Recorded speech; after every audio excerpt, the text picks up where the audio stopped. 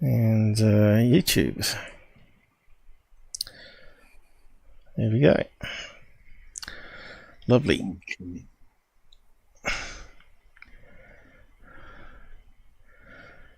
The Out There channel. Please sub and share.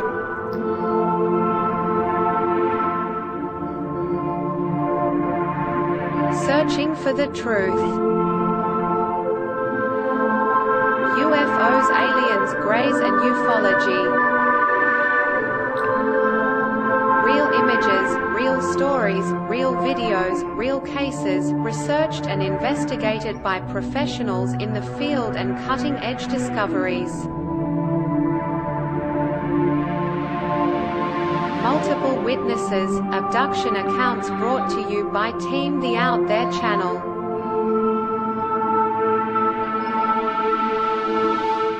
Good to be back. 5, 4, 3, 2, 1. Action.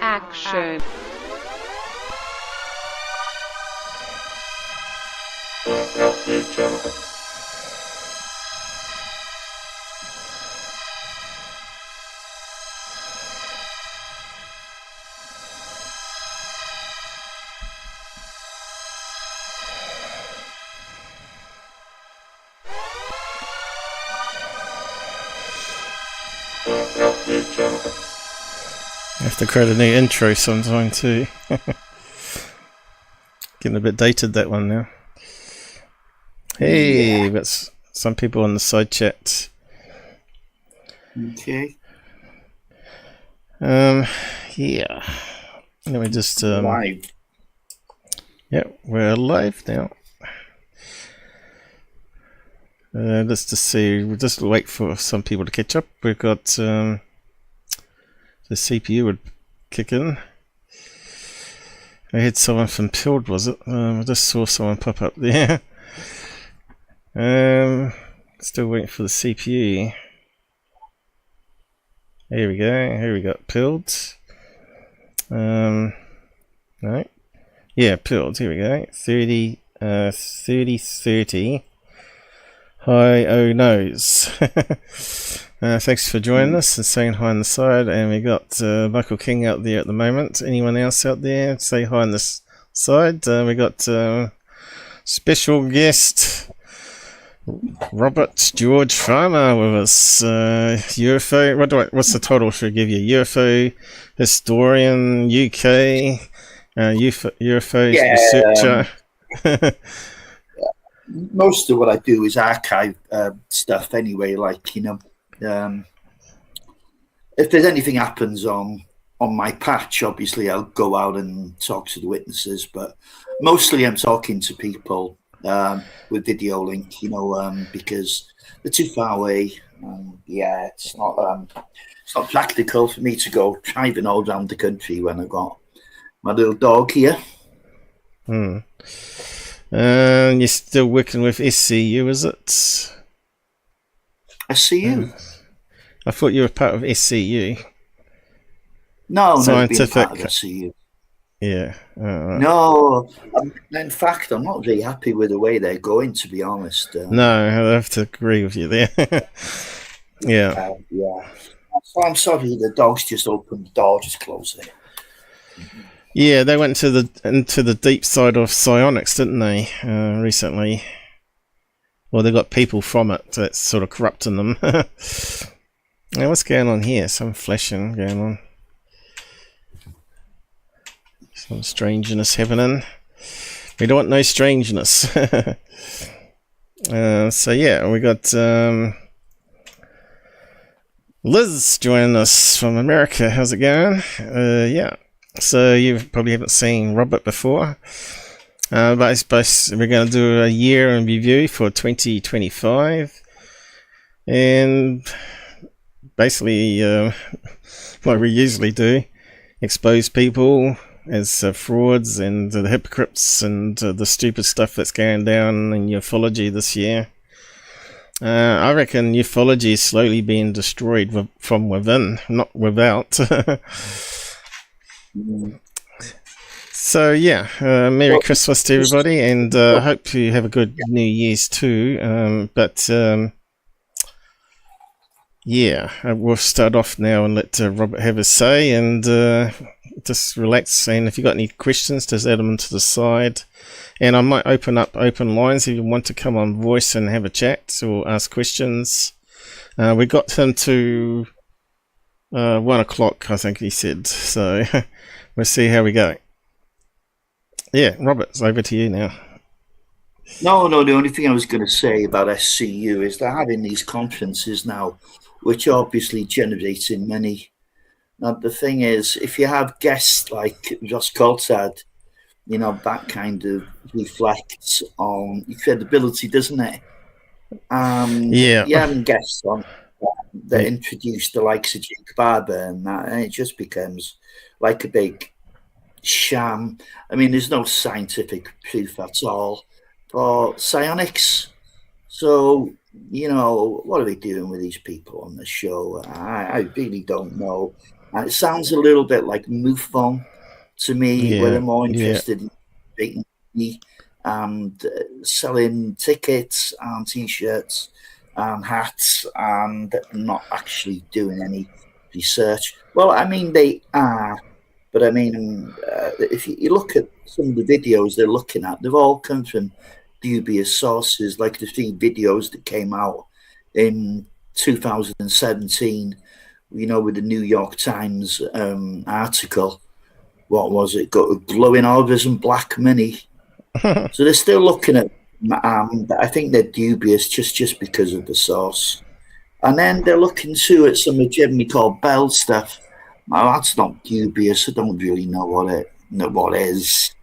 This year, I just do not want to. I've got like a phobia about the words disclosure. Psionics. Well, whistleblower, I never want to hear it again. And what's the skiff? I don't want to hear that again. The funniest thing was Skiff Flu. That was the funniest one. I mean, it's just skiff. Yeah, the herons are a bit of a joke, weren't they? Really, and let down. Yeah, it sounded promising at the start, but when you got the same people that have been exposed, like Lue Elizondo, and he's still a big name out there, claiming that we're all haters. What's this popping up? Yeah, claiming we're all haters, and it's not true. What we hate is fake UFO videos being promoted as real by him, and what we hate is just simply lies, you know. You don't have to lie to say you're a part of a Pentagon program when you were in Pentagon, right? You could say that you were hired by people that were part of the Pentagon program and carried it on. Well, what he says in his book, his story's changed, of course, like, because he always said he was the head of ATTIP, didn't he? In his book, he doesn't say that. He said, I wasn't the head of ATTIP. There was several people that were equal in rank to me. So when somebody changes the story like that, it doesn't have a good look, does it? No. And plus when he started adding some strange stuff that he could remote view and other stuff. Oh, yeah. Well, this is it, yeah. And another thing that was in his book, he was banging on about waterboarding people in, wherever they were, Guantanamo Bay, wasn't it? Yeah. And called him, and he was boasting about this. They called him the American Darth Vader. He was so feared. Is this the kind of guy we're going to trust as well as about, you know, UFOs and banging on about UFO disclosure, which hasn't gone anywhere and it's not going to. Yeah, it will never come forward because unless they can say they can control the skies and above us and space, they won't come out. And I don't think they can control much at all. Yeah, will you get me off this full screen? I'm scaring myself here. All right. I was just letting people see you. Have a look at your wall at the back there, all UFO documents on the wall. yeah. Well, that's a lot more interesting than me. Yeah. Yes, that's. Well, we normally have something up on the browser at the same time, don't we? I don't know if you got any materials or stuff, pictures you want to show or share that's not well known out there or anything. I don't know. It's available there. I mean, I didn't get anything ready to share. I thought we were really looking at 2025. To be honest, can always do another one if you want to look at some of the cases that I've received over the last year or so. But yeah, there's nothing too exciting. No. Well, yeah, sure. One of them was spectacular. But the thing is confirming it. It's not easy. It's just like a single case, and the guy's not even sure of the date. A single case. It's a single witness case. So the guy's not even sure. Yeah. So when the guy's not even sure of the date, then it makes it very difficult to start checking up on things, trying to find some corroborating evidence, if you like. Without that, it's just an anecdotal story. Yeah, we've learnt that lesson. Always write it down, because I always get my dates muddled up, and it's amazing how wrong you can be wrong later on, after years talking about it. And then the dates get mixed up with other events that happen, and you think, oh shit, I got it all around the wrong way now. How did that happen? Yeah. All those people attacking that nuclear base guy, Robert Sallas, because he got the dates wrong, and then you got Green Streak attacking him. Well, what is it, that date or that date? Well, you can understand where you got the dates mixed up. Yeah, for God's sakes, it's probably... He's got to be early 80s, do you know what I mean? How can you go Yeah. Something like that, for God's sakes? I mean, if you go onto Robert Hastings' sites, the documents are there. You can see for yourself, something happened. There's no doubt about that. Now, everyone's saying they were using not everybody, but the debunkers are saying they were on the national grid, so they didn't have their own, and that sounds a bit unlikely to me. Yeah, that sounds unlikely. The power grid got cut and the generator didn't kick in or something. Yeah, it sounds really suspicious. Come on. Every missile had its own individual. Well, it's actually a new thing out now. That came out about 6 months ago, I think it was. That secret nuclear testing. They had a special truck that gave an EMF burst, and they would park it somewhere near the silos and test them out by giving a fake nuclear bomb EMP test and see how they handled it. So they're now saying that was the course of the glow. What they saw in the sky was actually this thing being raised up with this like a Tesla cool thing glowing at the top. So that's what they're saying, what Sallas saw. Yeah. And the guards saw. I'm struggling with that one already, to be honest. God, that's more scary than aliens, to be honest. I don't know. They better... Listen, if you're claiming something that you've seen a UFO, these skeptics, they expect a high standard of evidence, don't they? Yeah, it's very hard to get. As well, if you're going to say stuff like that, shows the evidence, where's the documentation, please? Yeah. Well, I've tried my best to capture evidence of what's happened to me, and doesn't even compare to what I saw with my eyes.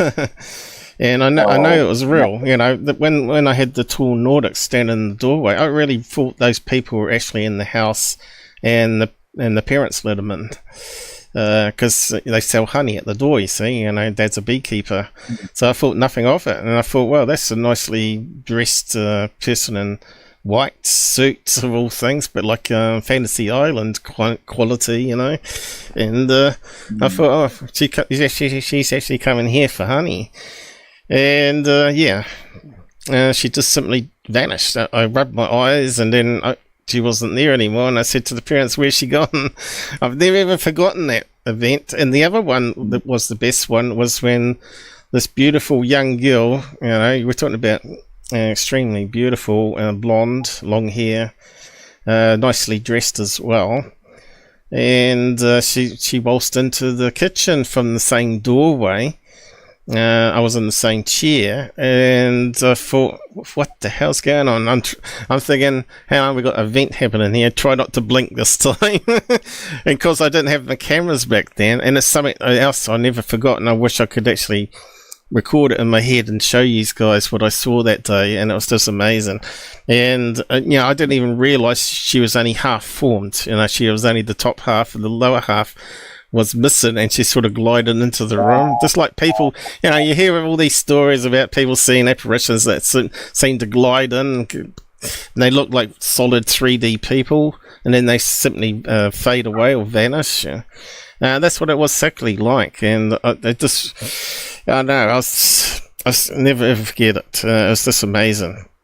And the thing is, we're not talking about something that lasted a few seconds. We're talking about minutes here.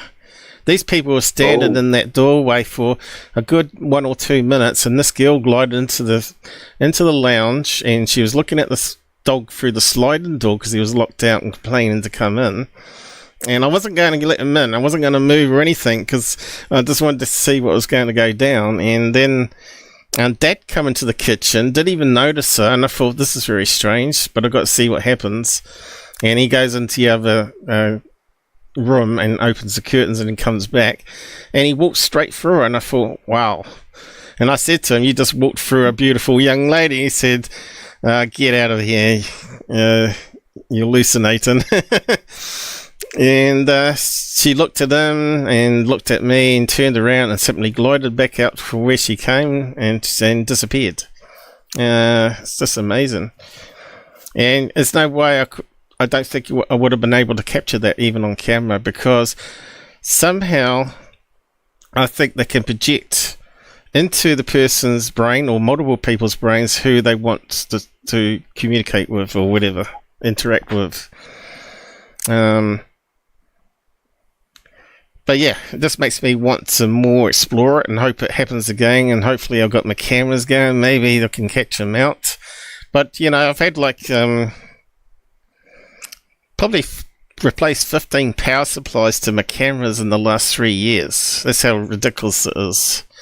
Somehow they're able to blow up the technology and make sure you don't capture them.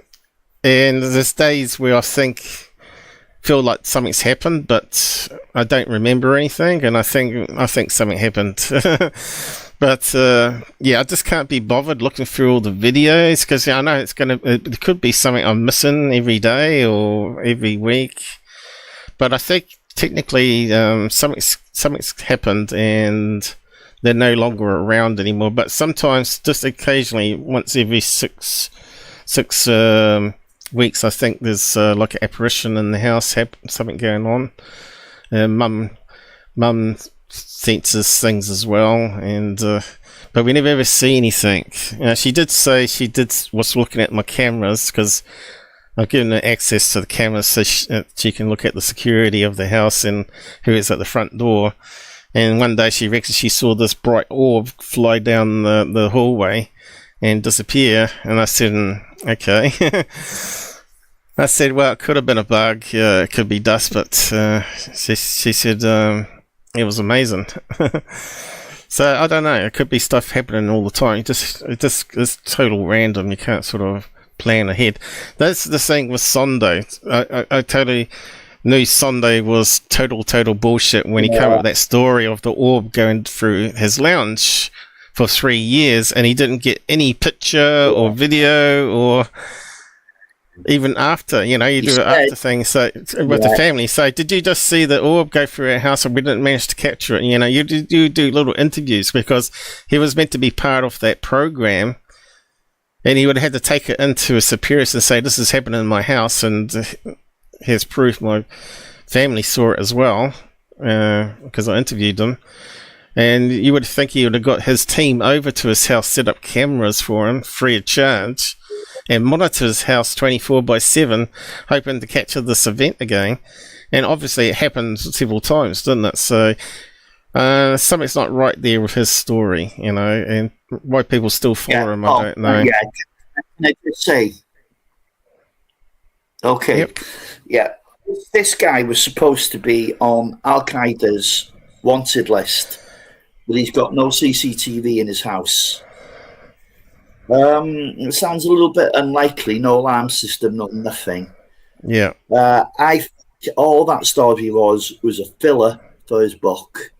That's all. It was just something that he could put in there. You could see reading the book. He was struggling. Yeah. I mean, he was using old cases like Socorro and stuff, and he was giving these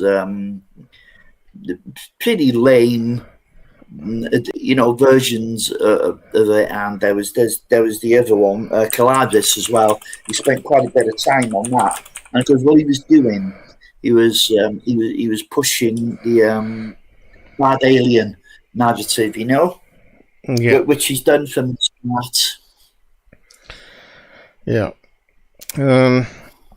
I think good alien, bad alien is the wrong concept too. I think it's a mix, just like humans are a mix. Good humans, bad humans. Yeah. But, you know, I've had this autoimmune system come about the time that I had my first visitation, right? 2019. And it's really impacted on my health, you know. Lots of things wrong with me at the moment, and it's very hard to fix it, so I'm got to keep fighting it. But yeah, I was a bit shocked when I heard what's his name, the scientist guy, Gary Nolan, say that he was given a study by the government to check blood types of abductees and the medical records, and found there was a common trait that they all had autoimmune problems. And I thought, never even thought about that before, being related to the alien visit, because they fixed up my back, remember? I remember I was in such a bad pain that I almost was suicidal with the pain of my back. It was so bad. Because if you live with extreme pain every day, every minute, it makes it really hard to actually function. And I can understand why people want to be put down when they're in that situation. But yeah, lucky enough, it went away after that visitation.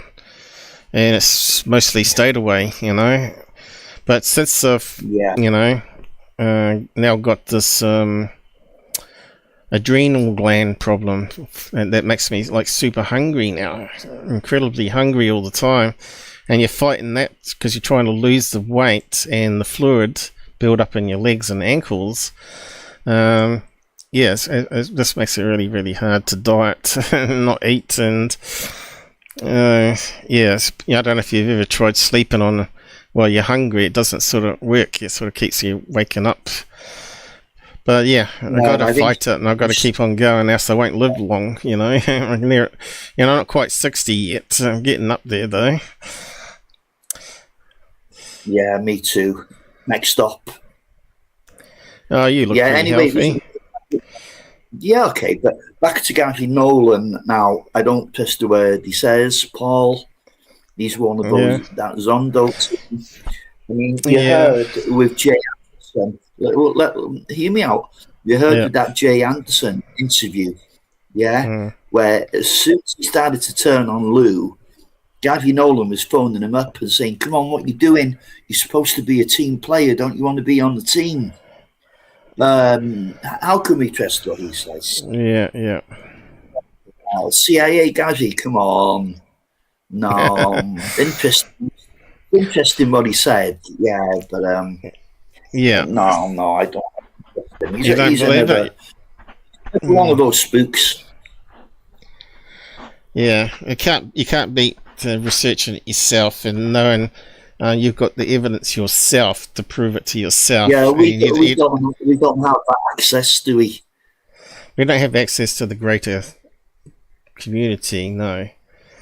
And I'm pretty sure there's a lot of people out there trying to silence me, as you know, and probably yourself. Oh, I don't know. I've never had any. I've had some unusual experiences, but nothing. Yeah. I've had idiots calling me stuff, but I've never had anything. I've felt my life's been threatened. God, I'm too small. No one's going to be interested. I don't think anyone scares us, though. We're sort of peas in the pod, us two, and we're pretty tough guys to deal with, and nothing really scares us, right? When you get touched in the night by an invisible being, if that doesn't scare most people, it doesn't scare me. It makes me want to fight and figure it out and scare them off. But yeah. Yeah, and I know it's not hallucinations because I'm mostly drug-free, booze-free, and also medicines. I'm really careful on the medicines and painkillers. Yeah. I know it's not a hallucination, especially when I got that one in the bedroom, and I was very surprised I could enhance and actually see what I saw. And it was proof to me, but it wouldn't be proof to anybody else because I had to do manipulation with the graphics to actually get it to form and appear where I saw it standing. But yeah, it was very interesting. But yeah, I still don't understand it all. I don't understand why they come to me. Was it related to Earl? Was it related to contactees that me and you were talking to? Was it even related to you? Because you've had your own experiences. And yes, I have. Maybe they just like to keep an eye on all your UFO mates, so to speak, and keep them in line. Well, I don't know, but when you were talking about alcohol and drugs, there, here's a funny one for you, and it was only about 10 days ago. Flipping hell, it was like 3 a.m, and I was still up, as I often am, until about 4 a.m. I know it's not good for you, but that's the way it is. And there's someone banging on the door at 3 a.m, job. I can hear him shouting outside, and it's not good because the neighbours here are elderly.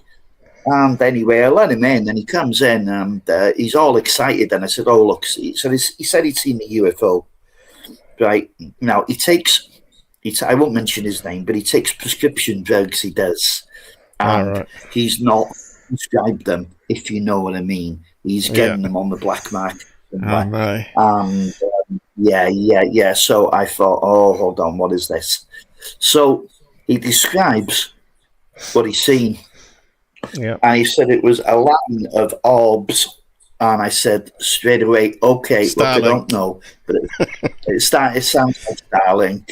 Yeah. Yeah, so I checked. Starlink visibility on angle C. Yeah, 128. When did you see it? Oh, about 1:30. Okay, I think we solved that one. But you know what the good thing was? I showed him an image of Starlink, and he said, "That's it. Yeah. And he was relieved. He felt better then because it wasn't anything to do with his drugs. No, it was nothing to do with his drugs. He had seen Starlink. It was in it was in the right part of the sky as well. Yeah. So, do you know, if he'd have seen something genuine that wasn't mundane, I mean, you would discount it. That awkward. You could discount it, Yeah, you're definitely right. And you'd have been showing the baby out. You'd have been showing a baby out with the bathwater. Yeah, we've sort of learnt that though. We always listen to everybody and try to make a list of possibles and not discount the UFO sighting being one of them. And if we can get them to validate and agree with you that it's a balloon or LED balloon or something like that, then that's a good thing. But that solves it for everybody then. It gives them peace of mind. But yeah, people just go nuts when they see something up close. Up close stuff is very hard to see. When it's distant dots in the sky, you can be misled quite easily, And this is the thing with the Psionics Skywatcher crew. clearly filming satellites, you know, and Mick West has proven it with his site correct stuff, overlaying the satellite paths and stuff, and flares, you know, the flares in the right place in the horizon. It's just so stupid. And then I say, well, instead of just filming dots, prove that you can communicate by actually having a UFO land 100 feet away from you and actually get all the HD cameras and multiple people filming it. Never have that, no. It's so stupid, all these dots in the sky and claiming this is proof of aliens, and it's not. Dots in the sky will never prove anything. Even if it was doing crazy stuff in the sky, it could easily be an RC-controlled drone or something, you know. What are you saying on the side there? Let's have a look. That's Diamede. Yeah, that Diamede. It's me, Paul. I forgot to what the hell's that? I forgot to swap we just got an ambient house join as a subscriber. Thank you for joining. What was that you saying there, Robert? So what was you? Oh, so yeah, that Diamede there, right at the bottom now, just said hi to Shelley. It's me, it is. Right. Is it you, is it? Yeah, it's, I don't know why, but it's given a link to my puxy little YouTube channel. Yeah, they got rid of the names, right, and just put the tag instead, which is kind of stupid.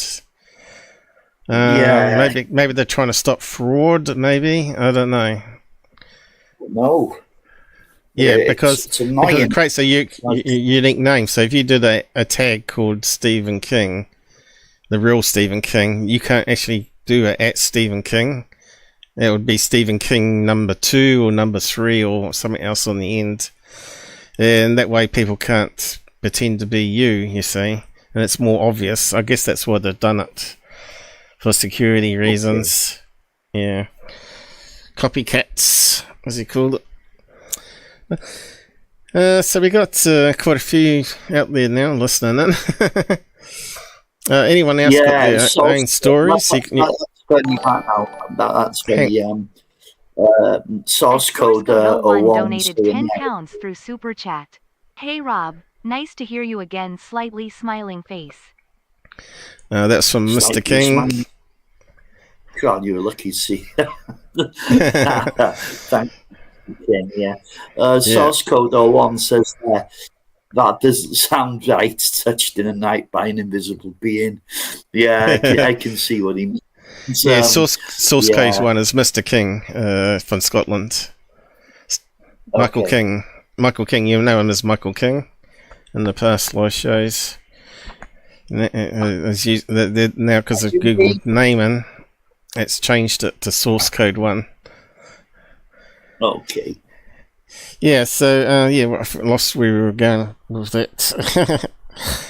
So we're talking about your sighting of the guy. So, yeah, we shouldn't judge people what they saw because they may have been smoking weed outside or something like that. It could have been a legit sighting. Well, it was. It just wasn't a UFO. It was Starlink. And I was glad he reported it to me. Yeah. Not so happy that he knocked him at that time of night, but, because it could have been something, couldn't it? And it's good that these kind of things are finding a way back to me. It would be good to get a really good picture of a flying saucer that's in your area that you can investigate, though, because you'll probably do a better job than most people. The last one I had was it 2023 where I got a photo as well, and we talked about that. We did live, that was part of it. Yeah, the one that was in the clouds, the one that was like a light in the cloud, and we weren't sure if it was a plane or some sort of spotlight. I checked everything and I couldn't find the source for anything that could have caused it. It does seem like something was up there. But it's one of those ambiguous ones where... I thought you had people camping there. I thought you figured it out to be campers. No, not campers. I thought possibly poachers with because they use spotlights to stun the rabbit and rabbit in the headlights, all that kind of thing. You know. So that was one thing. I did follow up and asked her, do you get any in the air? And she said, it's not something I've ever experienced. Plus, the rabbits aren't going to be in the clouds anyway, so I don't know what they'd be doing, pointing the spotlight up there. They may have dropped it. You see, they dropped this when they tried to grab the gun to shoot it. They may have dropped the light, and it may have just gone upwards to the cloud when she saw it flash. Yeah, but there was multiple lights, so I don't know. Well, people probably saw it flash in the clouds and thought that was a good effect and aimed it up there again just to see what was going on. You get strange effects with ice crystals in the clouds and it splits the beam and makes different colours. Yeah, absolutely. Unless you can get hold of the poachers, which won't come forward because they're doing legal shooting, obviously. You can't verify stories like that, But yeah, it would have been, lights in the sky don't do it for me. It has to be some physical craft. And balloons don't do it for me. It has to be something really up close that can't be written off. People see triangle craft still and all that sort of stuff. But never ever get it on camera. And the crap we get on camera always turn out to be Chinese lanterns or something, or kites. So things seem to have changed in ufology. I mean, when is the last time we had a trace evidence case where something's landed and it's left an imprint behind? It's left some kind of change to the chemical constitution of the soil or something along those lines. That seemed to stop around about 1990, and we haven't had a single case since that I know of. What's happened to all the vehicle interference cases, the car stop cases? They seem to have come to a halt as well. And to be honest, I haven't heard about any good abduction stories recently. No. So I don't know that, but it seems to constantly evolve, this phenomenon. And you go back to the 1880s and the early 1900s when you had the airship sightings. What the hell was that all about? That was really weird. I think that was early inventors. A lot of farmers used set up airships in their barns. And, say that, that's one version of events, Yeah, someone actually did a study of where the sightings were of the airships and found out there was actually aviators that were working in farms in big barns, and all the locations seemed to match in USA, which seems the most plausible idea because several times, not just once, they had several times they had parts fall down. They had parts fall down from these craft, and they actually had human brands on it, which were German brands, because they used a lot of German parts in these airships, because the Germans were the first to build early airships. So it makes sense that they might have had like a BMW motor in it or something, Steampunk airships. I kind of like that idea, actually. Yeah, I don't know, maybe, but what you've got to take into account, there was a wave of airship sightings over Wales, and there was a wave over Ireland, but yet England and Scotland didn't get touched on. What the hell's that about? I just got toilet. You can answer. Okay. What have we got in the side chats here? The fact there is very little in the way of good pics, real evidence gives credence to the fact that real deal is extremely rare. Yeah, it's in that 1% category, isn't it? Did you hear that noise? I just heard it. He reckons that he can't hear it his end. It's probably some spyware on his computer. Do. What's that sound? It sounds familiar, but I'm not sure what I can pin it to. Is it like Bluetooth headset? Maybe he's got connected or something.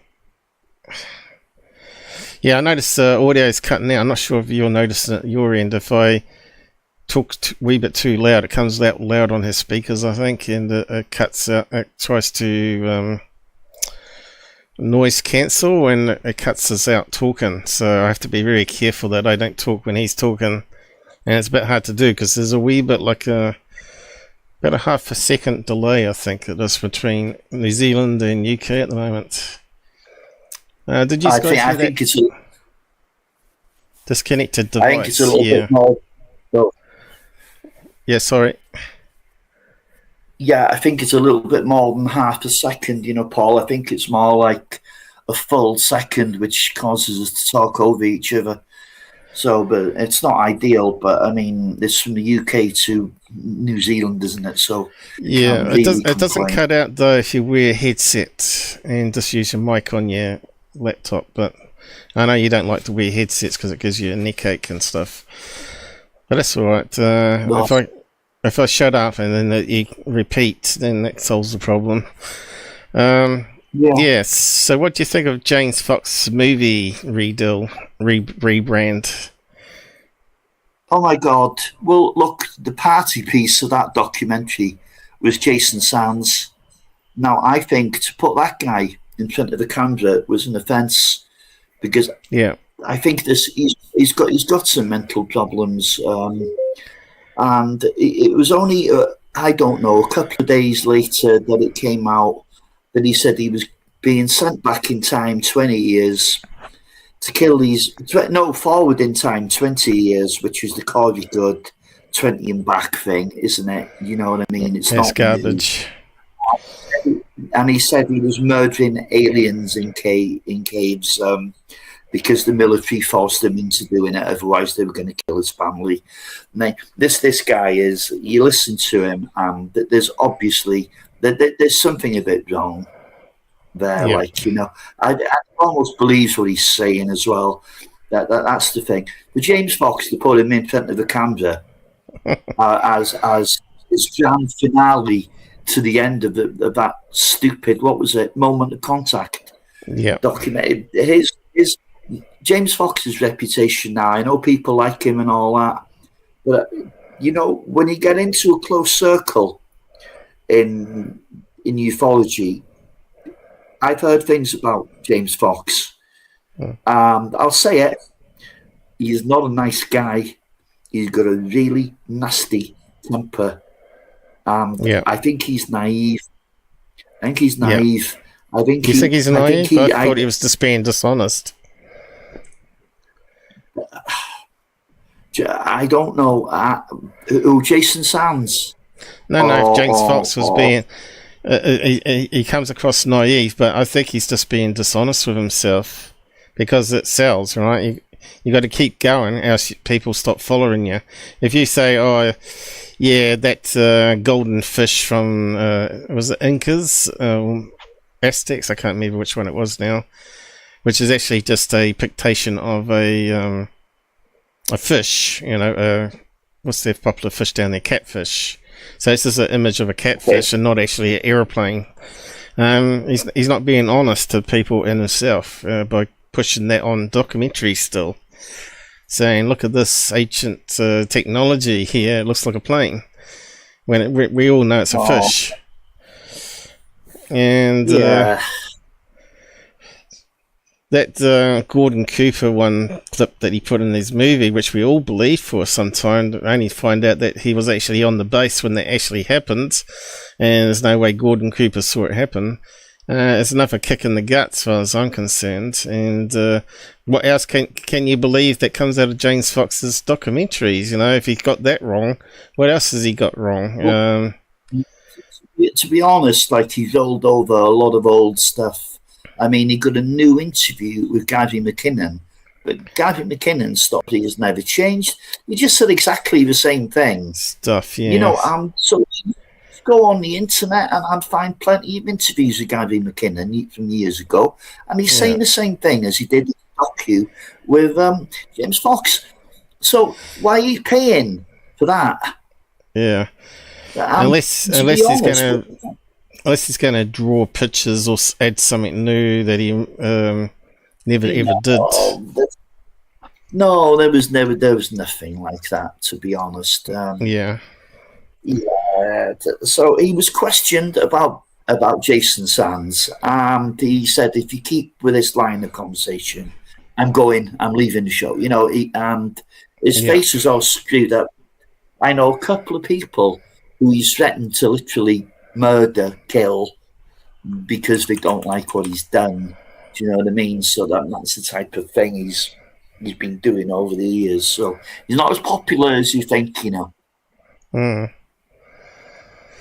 Yeah, he sort of was promoted a lot, James Fox, by Martin and Rojas. I think he still might actually be by Rojas. Oh, I don't know. Rojas turned on them all this year, didn't he? Did you see that? He turned on Zondo, didn't he? That's what I was saying. He turned on Zondo, he turned on Corbell, he turned on Knapp, he turned on Jake Barber. And the thing is, he banned me from his group from calling George Knapp, Jeremy Corbell, and Bob Lazar the Muppet Show. Yeah, and he's basically now saying exactly the same thing. And he banned me for name calling. Well, in fact, it was an insult to Muppet. Yeah, I remember that. We talked about it a few lows years ago, didn't we? Yeah. I'll tell you what he can do. No, Rojas can get in touch with me and apologise and let me back on it. He doesn't talk or respond to me either. But what makes me laugh is he's now got into Enigma doing researching the videos, and he's terrible at it. And stuff that's clearly and most likely a balloon. Yeah, I think he's putting it out. He's just putting it there and saying, "What do you think?" But I can't remember that crew now. It's kind of faceless. Well, he's the only face. Enigma Labs. Yeah. Enigma, They're trying to take over from MUFON. I don't know. Some people say that Peter Field's behind it, but I don't know. It's only speculation. But somebody put a lot of money into that very quickly, Yeah. There's money behind it. We didn't hear any more about Corbell's Garbage either, have we, recently? Oh, God, that guy. Oh, I'm talking about that guy. He's terrible, isn't he? There's a Woo Riders, DJ, Skywatchers, all but disbanded now. I heard they couldn't get enough funding. Yeah, that's all they were after was funding. The only thing is they weren't producing anything, and they were keeping what they were doing. When they were going out on these Skywatchers, they were keeping real respected researchers away from what was going on. Yeah, and that's silly dog whistle as well. Do you know what I mean? Dog whistle. People, they're just fooling the public. Do you know what I mean? Looking for money. Well, you might need to explain it to new people in the ufology here that think it's all amazing and magic, and the government are going to tell us everything. And we've been in the field long enough to know the truth, what's actually going on, and they're far from it still. And I still haven't got an idea of what it's all about either. But we keep hoping that something more credible evidence comes along. But anything that touches Ross Cohart's lips and all the other grifters totally puts me off anything that might be vaguely credible. What if someone genuinely came to him? You're not going to believe them, are you? Nah.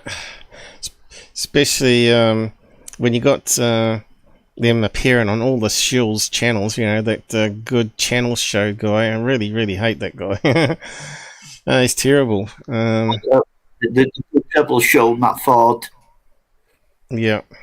Yeah, he got kicked out of that. What is it? That, you know, when Zondo produced that stupid photo of a couple of irrigation circles. Yep. Yeah, and it was within 24 hours someone had found the exact 2 circles. Yeah, I think it might have been Average Chris or Stephen Long or someone like that. And you had Avi Loeb on it as well, and Eric Davis. Eric Davis is a fruitcake, there's no doubt about that. And I think Avi Loeb now. I'm not sure about. I don't think Avi Loeb's a fruitcake, but yeah, but he doesn't look too good now, does he? With this stupid 31 Atlas thing. Yeah, you've probably seen me debunk it all as I've rolled out each show each weekend. I listened to a little bit, Paul. I wasn't learning anything new. Do you know what I mean? It was, but it's good for you to be telling people. Yeah, and it's been and gone now, and that they haven't destroyed the planet yet. Like, well, you should have seen the text I got on my X account over Avi Loeb, because I call a spade a spade. I say it's just like it's going to be an interesting comet from another solar system, but it's not going to be anything related to aliens. It's just what do you call it? Disinformation or misdirection. If it just suddenly reverses course or something like that, then obviously we've got something. Yeah, they're saying it's got a jet out the front now, but it was actually speeding up. It wasn't slowing down. Which just proves the point. It couldn't have been a spaceship because it's speeding up. And it's millions of miles away from us. It wasn't even going to slow down and park outside their orbit and send all spaceships down. But a lot of people actually believed it was. Yeah. So he was there in front of Congress and he asked them for $1 billion in funding. Do you know what I mean? The Congress. Oh, yeah. The sound was awful. Someone done an edited version. It was, and yeah, then Davis talking to Luna, who was giving him all the big eyes about the 4 alien species, and in the end, she walked out of the meeting. And oh my god, it was just that. And then Zondo absolutely ruined it all with another fake UFO photo. Oh, right. And he got sacked the next day. Oh, well, he resigned the next day. He was pushed, wasn't he? And Matt Forde went with him. I can't remember what they called now. Yeah, but they're on such good money for all this, though. Matt Forde will be on $100,000 a year, probably. I mean, $1,000 a month. I mean, not a year. He's a team player. That's what he does. Yeah, he'll never say anything about that. And that UFO Jesus gives me right cringe now every time I see him. God. Oh, Jesus. It's been a hell of an year, hasn't it? Yeah, it's terrible. God. It's really, really terrible. All the people that are being followed and they're making big money out of it, and it's destroying UFO research being a proper field. And nobody's ever heard of Jan Aldridge. Nobody's ever heard of Brad Greenwood. Nobody's ever heard of Jerome Clark, Brad Sparks, and all the other really good people that you should be listening to, you know? Yeah. That's the real shame of it, the genuine historians. There's many more there, like Gene Steinberg as well, that people should be listening to. Kurt Collins, he's got a website, Blue Bloody Lines. That's really good. There's so much good stuff out there, but they've just buried it under an avalanche of bullshit. That's just the way it is. Yeah, that's right. But a lot of that stuff is old researchers now, and obviously we need new blood. Yeah. We need new blood in the field. That's not a Secureteam fan like Well, what about Dave Marler? Dave Marler's a relatively young man. Yeah, you know what I mean. And look what he's doing now with this UFO recording center, whatever it is. You know, they're leaving every file they possibly can. every document, every newspaper clipping, you know, every case right up until today. So you can't say that just mostly old stuff. UFO recording center or UFO reporting center. It's in New Mexico anyway. That's the home of it. That's where the physical copies are. But what they're doing slowly, and they're going to get all the stuff out online so we can all access it, and it'll be a tremendous resource then. Yeah, and that needs to be done. And all the old research papers need to be rescanned into and added to an archive. They're doing it. They're doing it, and it's been a hell of a job. Really time consuming. Some of these old researchers had a basement full of many files of paper. You know, you've had one person doing one page every 5 minutes. It's probably take a whole year to do just their collection sort of thing. But it needs to be done. The only way to preserve stuff is now digitally and make it searchable on a web page is the best thing. Now we're still hearing that beeping sound. See, Robert's got some UFO thing in house there, and he's also got a spinning globe of Uranus, I think it was. I swear to you, I would not lie. That is not beeping. It beeps about once every 4 or 5 hours, and I haven't heard it beep at all tonight. Do you guys hearing it on the site? Are you guys hearing the same beep as I am? Because it's definitely in the headset. I'm not hearing it outside my microphone. It sounds like a Bluetooth headset coming on and off. Yeah, I know you had isn't your spinning globe a Bluetooth speaker? Maybe the Men in Black but the spinning is, you know, the anti-gravity one, the one that's about this much away from the from its platform. That spins, but it doesn't touch. That's got a Bluetooth connection, but it's not connected. I don't know. Do you guys hear it down the side? I've been hearing it quite a bit in the last 10 minutes. What do we got here? Yeah. Shelly. Yeah, it's hearing it. UFO Jesus scares me. Yeah. Good. Split into 3 parts. 3 Atlas isn't. I thought it was 4 parts actually. It's not a big spaceship anymore. Then it turned out they'll say as I can cover up that the government shot missiles at it and it blew it into bits, probably. So you hear it as well. Well, someone mentioned as well what happens when it gets close to the sun. Well, sometimes the sun, any huge body in space like that, the gravity might suck it in, but it depends on its velocity. If it's going quick enough, it might just have enough to get through the pull. Yeah. You know, we had a few TV shows on the 3-body problem, which was very much like the 3-eye Atlas scenario, where aliens are coming towards Earth to take over the resources.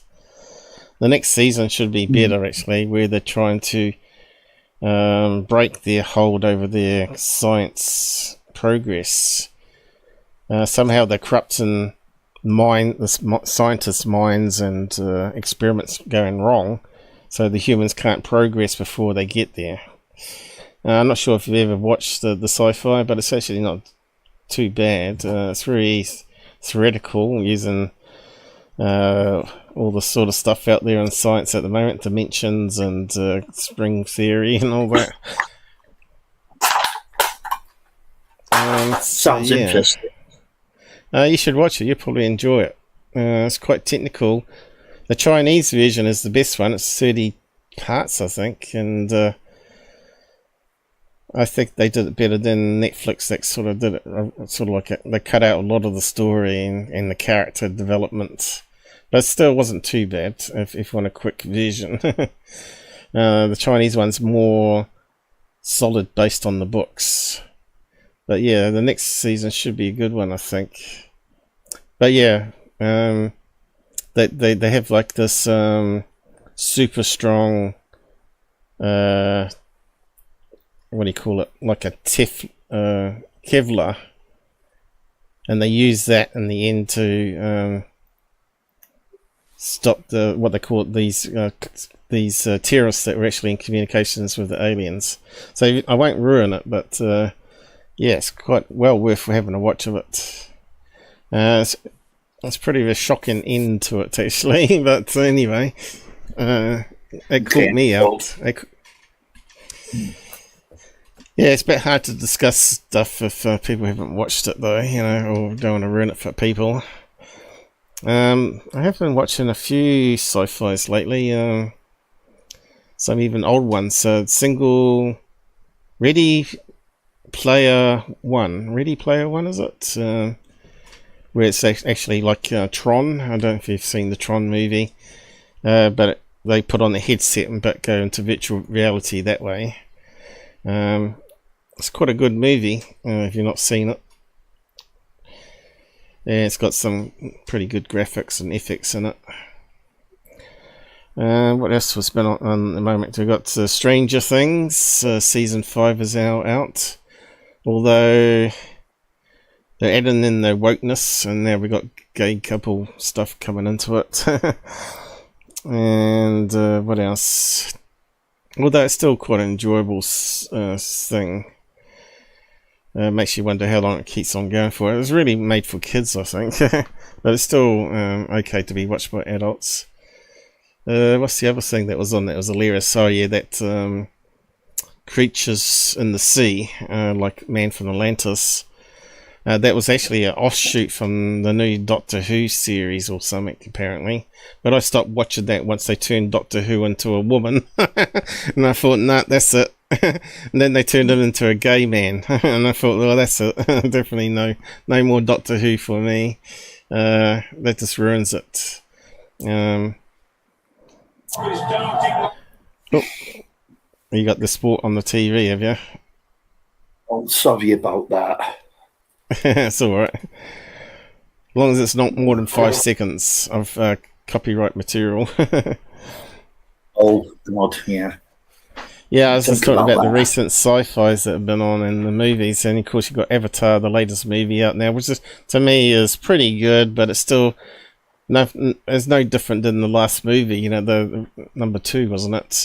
Where they battled the humans, trying to stop them killing these special whales in the oceans.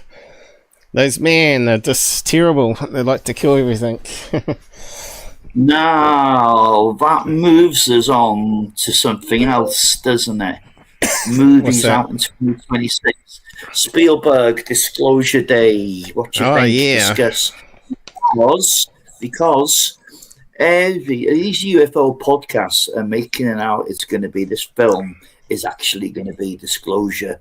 You know, it's the information is going to, you know, and yeah, this movie, you've got to take it really seriously. It's not just a movie, it's more, you know, and you must believe that because we're telling you, you know. Yeah, so I'm just going to watch the movie as a movie. I'm not going to read anything into it. Yeah, I think it's meant to be quite enjoyable from what I've heard. But Spielberg movies, I think it's not one I haven't really liked of his. So, Not me. No, all good. Yeah, they've all been fairly good.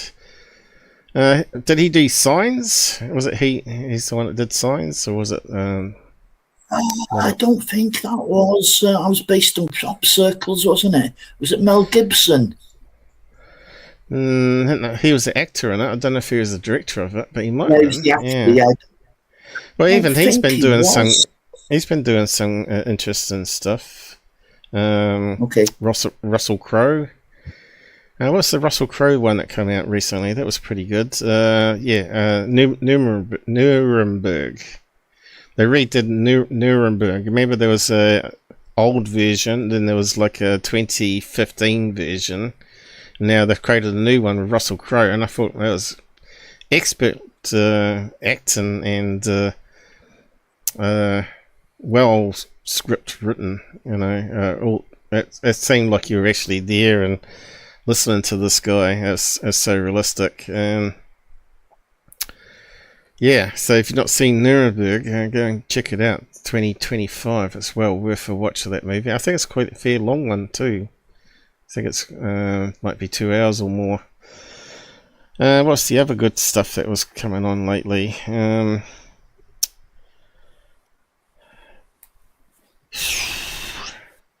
Oh, The Cheer Company. If you want a good laugh, have a watch of The Cheer Company.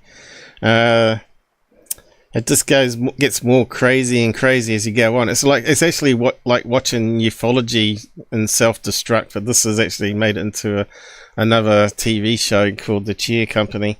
And the guy is basically a property developer, and his chair breaks when he sits down on it, and he starts researching who makes the chair and whether he could get in contact with the makers and stuff. And it turns out the company doesn't exist, and it's all sorts of strange suspicion about it all. And he keeps getting deeper and deeper into a conspiracy about it all. And eventually he gets knocked on the head and told not to keep researching it, just like in ufology of the Men in Black.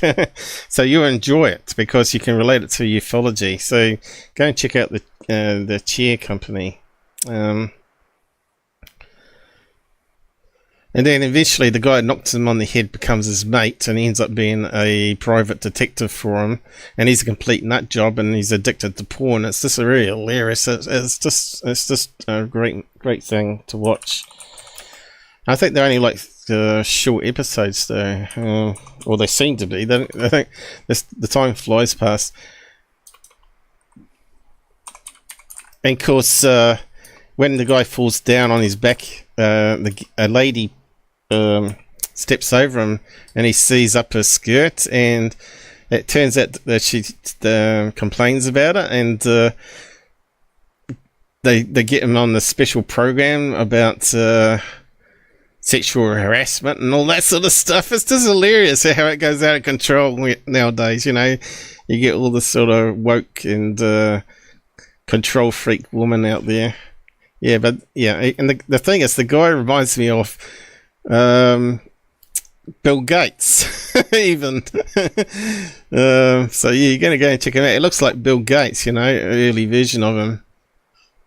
And he's a complete nut job, and Bill Gates is as well, apparently. But yeah, I was just trying to think of all the good sci-fis I've seen lately. So people go and check them out, because the sci-fis, most people that run ufology like sci-fis, I find. I haven't really found one that isn't. But yeah, there's one that's in. Yeah, there's one that's based in Ireland, and it's about an abduction that happened to a teenage couple when they were dating when they were very young. If only I could remember the name. But I think I might have seen that one. It's not to be taken seriously, but my God, it's funny. It's set in this kind of remote village, and anyway, things start getting out of hand when this thing makes a return, and the finale is kind of hilarious. I don't want to spoil it for you. I'm sorry, just in case.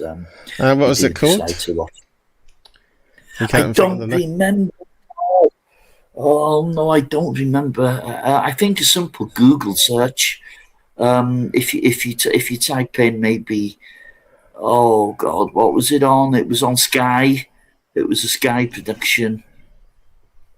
And I kind of watched all 10 episodes. I totally binged on it all in one go. I'm not sure if I've seen it or not. You might have, yeah. Whereabouts was it about? Well, was it a Welsh thing? No, Irish. Seven Island. Yeah. Irish sci-fi. Yeah. UK. Top of Irish sci-fi. Let's see. What's that one say? No, it's none of them. Brilliant Void. Oh, let me have a little look myself.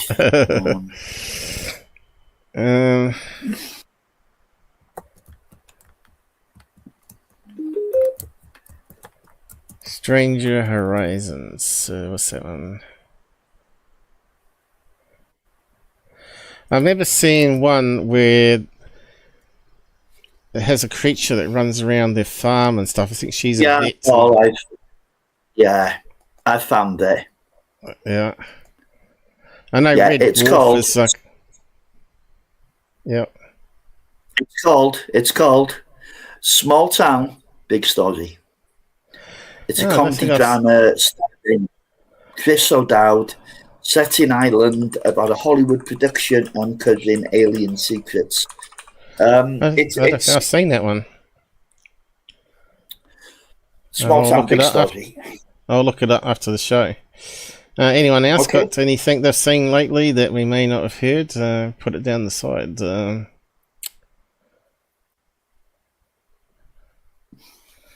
Doesn't look like a sci-fi though from the cover. What's my CPU sucking?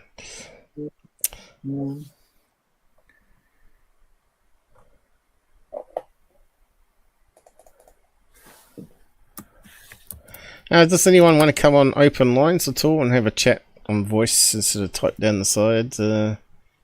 We can open it up for you if you're interested.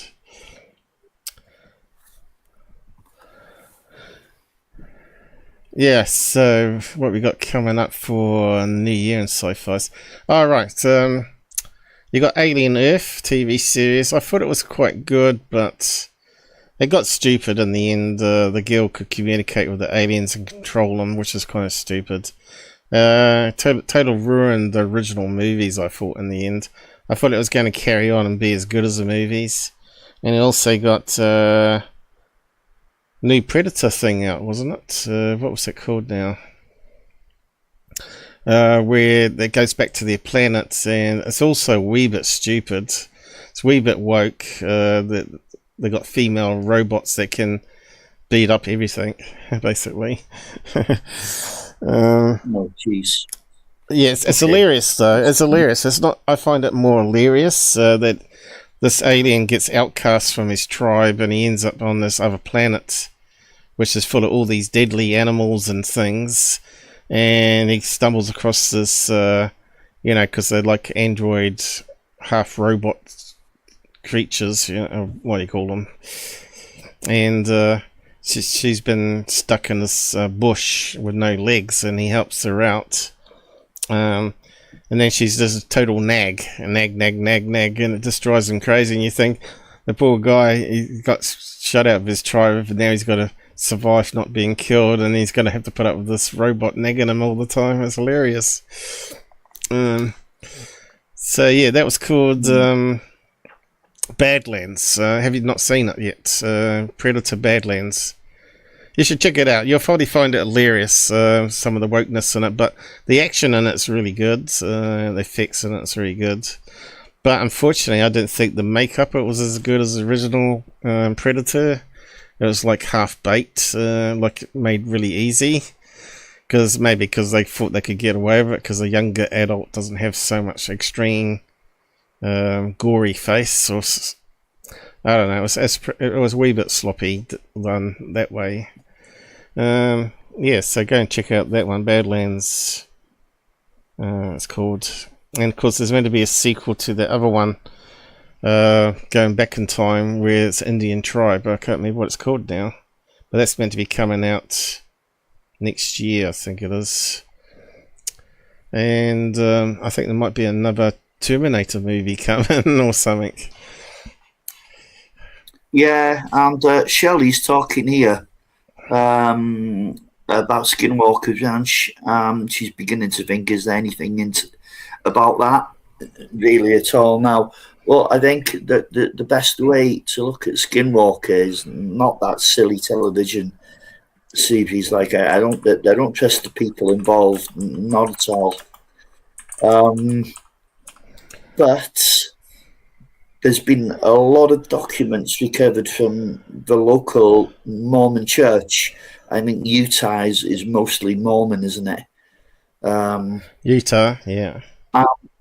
And you know, FOIA requests from the police force about unusual sightings, and something definitely has been going on there in the past, at least. And it's not just Skinwalker Ranch; it's that whole Utah basin, they call it. So it's a much wider area than Skinwalker. I think what's happened with Skinwalker is they've turned it into a commercial enterprise. And, you know, when you're doing a TV show, you need to have content to do a show a week for I don't know how long. And if that content isn't available, then maybe, you know, it's more convenient just to make stuff up. And I think that's exactly what's been happening. I mean, I've been told by people in the area or people that were kind of involved a little bit with Skinwalker that whatever was there, it isn't there anymore. So yeah, I don't know it's not necessarily the land. It's not necessarily the land, but the people on the land that activates the phenomenon, the mystery, the UFO contactees or abductions. There's people on the land itself that triggers it. It's not just the land, although the land could have paranormal always existing, but not aliens. There's paranormal everywhere. I mean, I live in a little island called Anglesey in northwest Wales, and there's been several books written on haunted Anglesey. But there's no 50-foot werewolves or dino beavers. Come on. God's sakes, that's been... No, that was made up stuff. Yeah, it's bullshit. Yeah, from what I've heard, the people that were employed by Bigelow wanted to keep the grift going, so they just made up stuff. Oh, we just saw a thing that's smoking and it looks like a werewolf, and it disappeared in the doorway, and we didn't catch on camera. I know. That was actually George Knapp. George Knapp, yeah. Yeah, the two policemen, you know. The 50-foot werewolf, that was, oh my God, what's his name?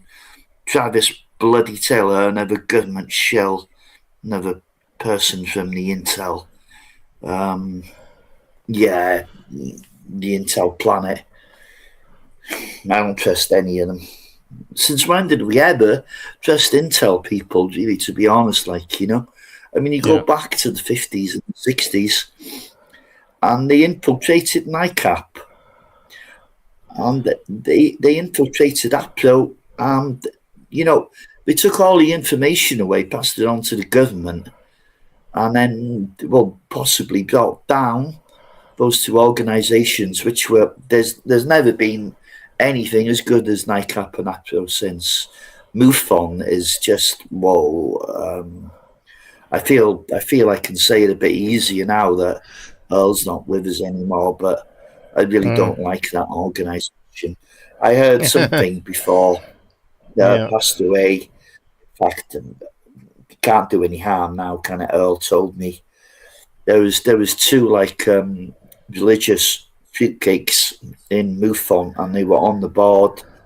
Now, all you have to do to get on the board is, it's like John Bentley as well, you know, the one who made those white supremacist remarks. If you can pay them, if you can pay MUFON £5,000 per year, which is a lot of money for a lot of people, I understand. There's not a lot of money for some people. Then you have a big influence. And these two women that were really, really like right behind Chris Bledsoe, and they were UFOs of God, they were planning a takeover, and Earl and the rest of the guys found out, and they got in touch with that. This guy that owns it now, the one who used to run the Mile High Club, and they told I know. They said, is it Douglas? Something Douglas? Yeah. Anyway. Yep. Yeah, so they CEO MUFON. protested, and there's going to be, if they take over, there's going to be a mass exodus, because if they'd have taken over, it would have turned it into a MUFON, into a religious cult, and that is the biggest UFO organization at the moment.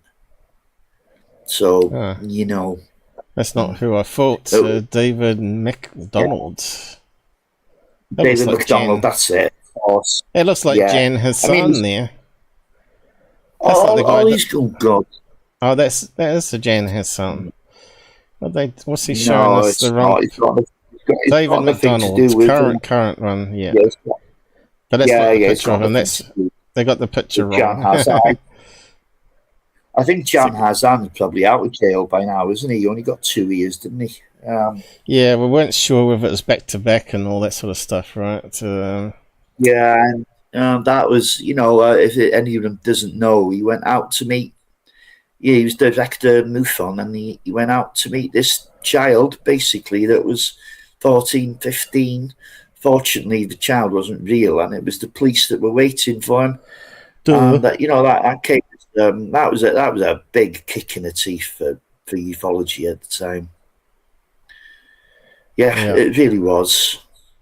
I mean, that was up there with like the Roswell slides, and some of the crazy stuff that's happened over the years.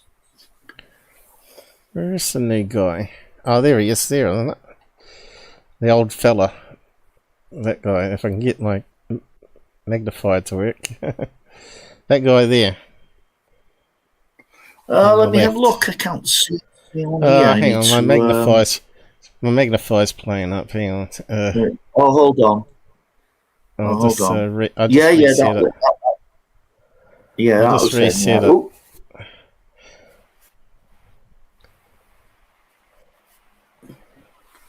I'm not sure why I'm having so much trouble lately, but I've got a feeling it's got to do with Microsoft. It's quite funny going on in Microsoft at the moment. So many people speaking out against what they've done with Windows 11, and it's pissed off Bill Gates. People don't want to switch over to Windows 11. I think Windows 11 is a dud. They tried to implement AI into it. AI controlled, which doesn't actually control much. And they've added lots of ads into it, and you have to actually log in through Microsoft on the internet to be able to log into your computer rather than it being local account now. It's really terrible. This guy here, let's see if I can click on it.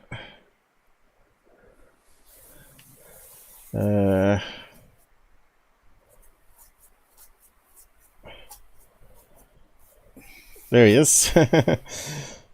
There's only half a person there, though, for some reason. What's that? And the thing is, he's done nothing in ufology. He's just a guy with money. He's done no research himself. He's only got, basically, he's got a passing interest in UFOs, and that's about it. There's Jan Hassan there on the top right, wasn't it? Yeah, I don't know if he saw any UFOs when he was flying this plane around for the High Mile Club, or what it's called. I don't know. I've never heard that story personally. Well, if he has, we haven't heard it. That's right. Yeah, for some reason I can't get the full picture of him. Kind of weird setup there. So there he is. You can see it on the right side there in full. Yeah, you can see it there, but when you go to the web page where that photo is. Looks like Dracula. I don't know, it looks weird, doesn't he? Just needs fangs. That's all he needs. Fangs. Yeah.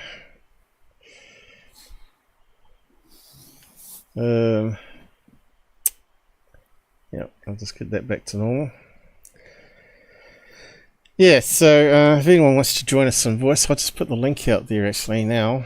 You got another hour left, haven't you? So, right, I've got till 1 o'clock. Yeah, at least. Yeah, right, I'm gonna call it a day at 1. I'll be starving. You meant to have a nap and a sleep before. So, what hours do you normally? I kind of slept in a bit. Yeah, because I knew I was on late. What happened there? That's not me beeping. I didn't hear that either. Oh, weapon there. Must have clicked it open again, did I? There we go. Something weird happened there. Yeah, I was trying to open up the README file of the link. Finally. What are you trying to look at now? Offer the link for anyone to come on voice and chat to us directly. Oh, have okay. Have you got any UFO stuff you want to say? So all you need is a browser and probably a Google email that you can use to verify yourself. And if you click that and say give access to your microphone and video, then you can drop in and talk to us directly. But you need to mute your YouTube because it'll be a minute out of sync probably. So the offer's there. Anyone else jump on? Got some interesting story to tell us, or other questions you want answered? Robert's the man. He's the one that knows all the names and dates of things. I've been doing these. I'm getting a bit older. Yeah, I've been doing these 15-minute edits from the live shows at the moment. They're doing very well on Reddit, but they're not doing anywhere well on other alt media platforms. Yeah, because I think people have seen it in the live shows, and maybe they're not interested in the cut-down versions. But they seem to be popular on Reddit. I'm almost up to 700 members there, and it's been like 150 new members join in the last 28 days. Yeah, which well, is it's funny you should say that.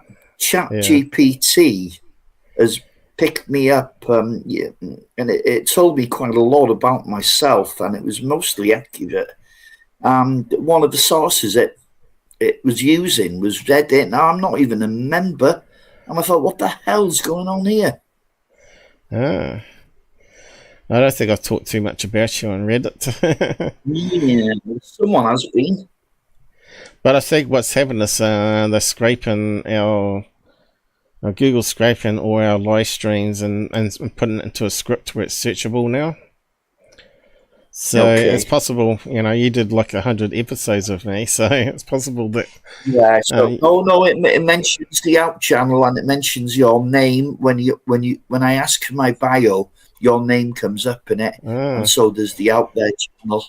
Yeah, but so does edit, and it says I'm generally referred to as like Rob Farmer. Now, the thing is, nobody really knows that, only my friends, Well, they might do. You're famous now.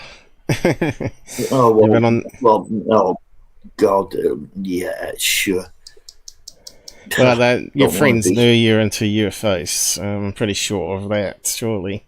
Yeah, but they don't go on Reddit, Paul, and talk about it. Yeah, Reddit's very popular at the moment. I think they've opened it up a bit to search engines and stuff. But yeah, it's a matter of people still defending Secureteam. Like, oh, you're joking. There's still those people out there, is there? Yeah, I'm not joking. Like, they'll defend them, say, well, everybody makes mistakes. But only people that say everybody makes mistakes on drink and driving are obviously people that have also done the same offending, right? Or the criminals, right? I said, well, have you looked at his rap sheet? It's not just one thing this guy's done. In fact, I'm just going to probably talk about it my next live show, actually. I was just using the AI to see what I could find still. And a lot of the websites with all the information is not there on Secureteam. Lion's Ground's now disappeared. I can't find him anywhere on the internet anymore, Lion's Ground. So all his material that he had on Secureteam... I recall that guy, Lion's Ground, yeah. Yeah, we can't even find a domain of him anymore. I kept asking AI what it is, and they said it's this, but when you go there, it says it doesn't exist anymore. It's not in the DNS records. And thought, damn. The Wayback Machine. Tried that, not even found. So it's quite weird. Yeah. But he kept changing his website. He was called Astro Citizens for one time, from 1 year. Then he changed. I'll see what I can do. Yeah, I think he's gone. And then he changed his name from Lions Ground to Lions Ground Media Group or something like that, International. Yeah. Whether he teamed up with another person, I don't know. But yeah, he deleted his main YouTube channel of YouTube when they suppressed him, and that was probably a bad move, right? And then he created a new channel. I'm not sure if it's still there. I couldn't find it. And I thought, no, I'm not going to waste time looking for it. Lucky enough, I had backups on Discord. We had this group set up where I took snapshots of his pages. The one where his son does 911 call to the police, saying that my father's beating up the mother. Well, what's interesting though, I was asking AI about that, and I said, is there any evidence of that, any links on the web? And they said no, but you probably could get it directly from the police again. And I thought, well, I know I've got a copy on my Discord in the private rooms, and I've got screen snapshots. But yeah, I tried to look on the Wayback Machine, couldn't find it, and because I was trying to provide links to this guy on Reddit. Let's see, was it this one here? Okay, so I put up this one here. I was going to talk about Next Life. I probably will recap it anyway. Do not expect big UFO channels to show income like Secureteam, third phase of the moon, but here is mine for the 9 years of operation, right? And it goes back a few years here, and down here it gives a total of 1,647, which will probably be 57 now, because I think Michael King gave us another £10. But then YouTube, you got to remember, gets 30%. So really, I've been donated probably, what would that be, like $2,000 US dollars. But anyway, and I said here about big channels, right? I gave 603 Merc as well, I said here, to helpers, friends, and co-hosts like yourself. ISPs costs $50 a month US alone. I'm transparent as proof of not being a shill. Someone was calling me a shill on Reddit. Which doesn't make any sense whatsoever. There's no way I'm a shill. Because the money I've earned doesn't even pay for the first 2 years of internet costs, right? And then this guy comes up. I never thought Secureteam was a fraud channel. It's always been insightful. Tyler made mistakes and owned up to it. He is a good dude. No, some people hold grudges for the wrong reasons, and I said, I'm quite nice when I answer these people, because I know they're obviously out of touch, you know. He's actually a very bad dude. He's actually got like Mr. Fox you mentioned, has a really bad attitude to people that know him directly, right? Can really have a nasty streak on him. If you have learnt to search the web and watch legit researchers like me, you would know this. 1, cheated on his wife and had Tyler cheated on his wife, Kelly. He cheated on Kelly. I had 20k stolen from his cash card, given PIN away to fake Tinder date of 3 black guys waiting for him. Number 2, bashed his wife, who later didn't show to court, so got a lesser charge.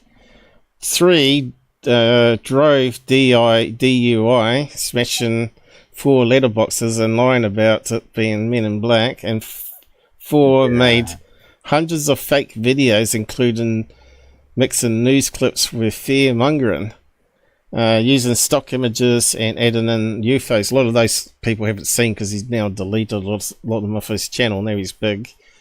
5, comes clean on using fake content and only making a couple of the hundreds of fake leaker videos. He did he did #1 source of leakers is his tag, right? See 2 confessions here and how he faked leakers watch to the end, I say. So if you go there, it goes to another video I uploaded of him confessing. So I did research. Now we got someone else joining in now, and which makes me, oh no, it's the same guy, Anomalous One. I just wonder if it's actually Tyler. So he comes back and says, so I did research of my own. Your points 1 and 2 are completely fake. He didn't abuse his wife at all. I found a video and I sent it to you of him being arrested. And you done an episode on it and it had thousands and thousands of views. And we both ended up with death threats and stuff. Yeah. It was absolutely genuine. Yeah. You can see the dash cam footage from that. Yeah. No, he's talking about the wife abused. There was no dash cam footage, but there was a 911 call from the son. The dash cam one, the DUI one, he's admitting is true. But we'll just get to that in a minute. I searched the web. Yeah, that's I found nothing. Nice. Reddit is not a source of news or facts. So, well, unfortunately, I'm on there and I'm facts. so it's crazy to me that you think you did proper research. I also used AI, and that didn't find anything other than his DUI, which has no bearing in his ability to run a UFO channel. Yeah, but that does question his honesty, though, doesn't it? Because he come out on the channel saying it was the Men in Black that set him up, right? He's faking of UFOs. Tyler doesn't have the talent or ability to make fakes. So he's actually insulting him here. Mr. Ken. Yeah, I know. We know a lot more than these guys do. I'm just telling other people I'm kind of talking to this guy, but he can't hear me, so I'm going to shut up. All right. Well, I'll let you have your say in a minute. Yeah. Yes, he did videos that turned out to be things other than UFOs, or videos given to him that turned out to be hoaxes, which were also proven by the Corridor crew on YouTube, and I totally trust those guys because they are legit filing CGI wizards. But his shows more real videos than so-called fakes. I don't think I've ever seen any real video of a UFO on his channel, other than maybe what the Navy ones were, the Tic Tac. But UFO IG pages show way more BS than he ever has, which are easier now more than ever to find out if it's bees through AI, which I do. None of these things confirm to me that he's a really bad dude, and seems to me you jumped on the wrong bandwagon and said that people jump into the conclusions about others just because of what the morality of random Reddit people say. Hope you start doing better research and learn to not blindly hate just because someone told you to. Just like on Reddit, YouTube has a massive disinformation campaign on ufologists. It's a known fact. So yeah, they're using that cover up. Oh yeah, it's just the government trying to paint a bad brush on Tyler because what he's revealing to the public, which is nonsense, because smarter people in the field than I have started to. Anyways, good luck to you. I feel even worse for Tyler, as he has a whole group of haters that just follow each other for validation. Okay, so I said back to that. One thing you will come to realize is that I'm never wrong about stuff I expose. Many newspaper articles don't host stuff to be searched for that long. So it's been over 5 years now, but you can find articles in archive services and directly the court database. It amazes me the efforts his fans go to defend him and don't bother watching the videos I place. screen grabs showing how they can even check all the facts as needed. I did a quick search. Still, some links exist. Also, if watch my other videos on DIY, I included his rap sheet from court DV, which is public. See 50 seconds into the video. So these people don't watch the full video. So what I did is I listed all the things I found, right? Yeah. And one of them was a chat with AI, because he said he used AI. So I'll just click on that. I think I clicked it. Yeah, it was quite interesting what it came up with. The stuff that I didn't even know existed. The AI verified it on his character. Okay. So, damn, CPU is terrible. So it said, talking about a court record in Phoenix, no, Kentucky it was. Was it Phoenix, Kentucky or something? Let's just go through it. Yeah. Evidence of Tyler Secureteam domestic violence, because this is what the guy was talking about. In November 2019, Tyler Klockner, the creator of YouTube channel Secureteam, was arrested in Louisville, Kentucky. Yeah, there you go. It was, what did I say? Oh, I said Phoenix, I meant Kentucky. On multiple charges, including domestic violence-related offences. The documented evidence regarding those legal issues include official arrest records, court proceedings, subsequent legal issues, and I gave us some links there. Any still running websites with that information. Several web pages and public databases still host information regarding Tyler Klockner 2019 arrests and legal issues. Jefferson County Court records, official case information can be searched through the Kentucky Court of Justice online. Archive news and discussion threads, social media communities, much as the Secureteam Reddit community, contain numerous archive threads.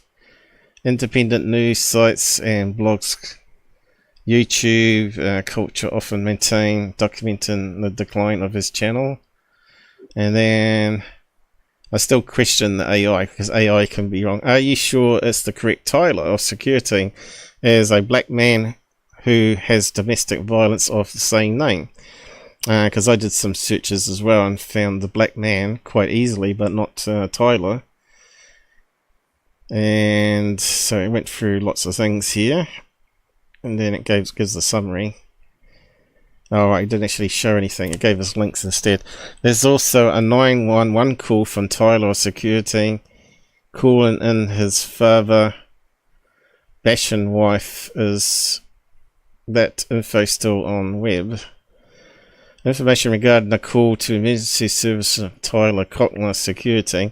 I was actually meant to have said son. It was his son. Can't remember what his name was. Chris, is it? Reporting an incident involving his father and stepmother, which is kind of strange. It's documented through various public archives. Information on the call or to emergency services.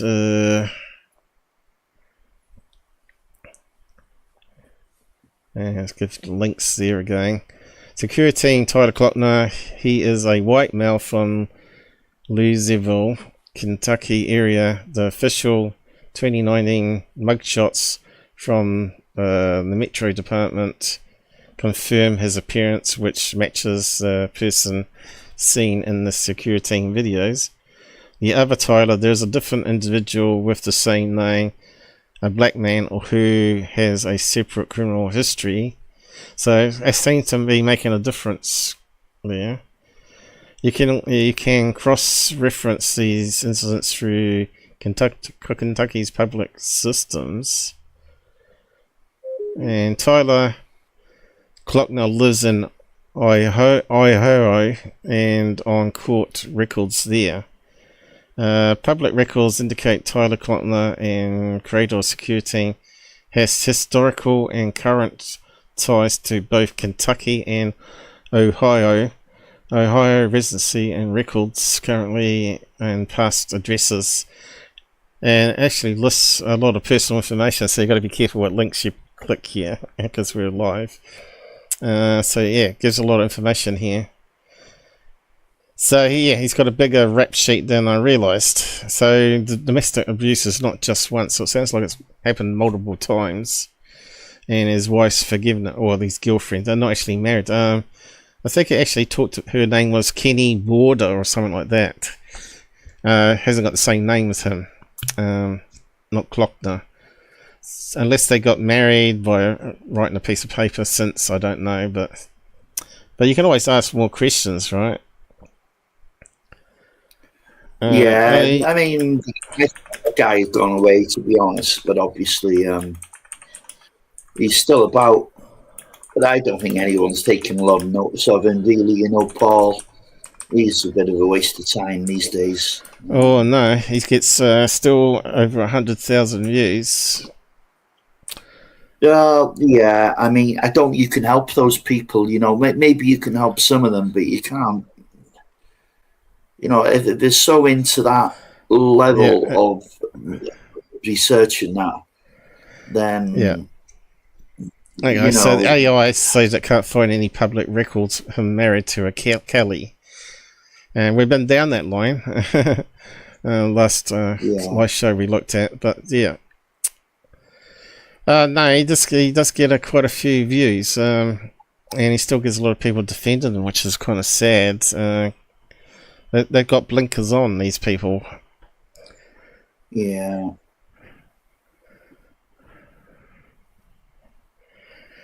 So if you go to his channel here, right? He only puts up one video a month, and he's got people like 5,000 paying him on Patreon, even if they paid $1 each. So he's still making $5,000 there a month, and makes about $1,000 a video. You know, at the moment he's getting less views than he used to, but still, before ads, you're going to get $500 to $1,000. It does vary, but you can see here it's 150,000. That's quite a big influence he's still got there. And if you go to there, everybody's sort of raving about him, right? So yeah, he's still got a lot of impact for disinformation, right? I didn't want it to play. Stupid thing.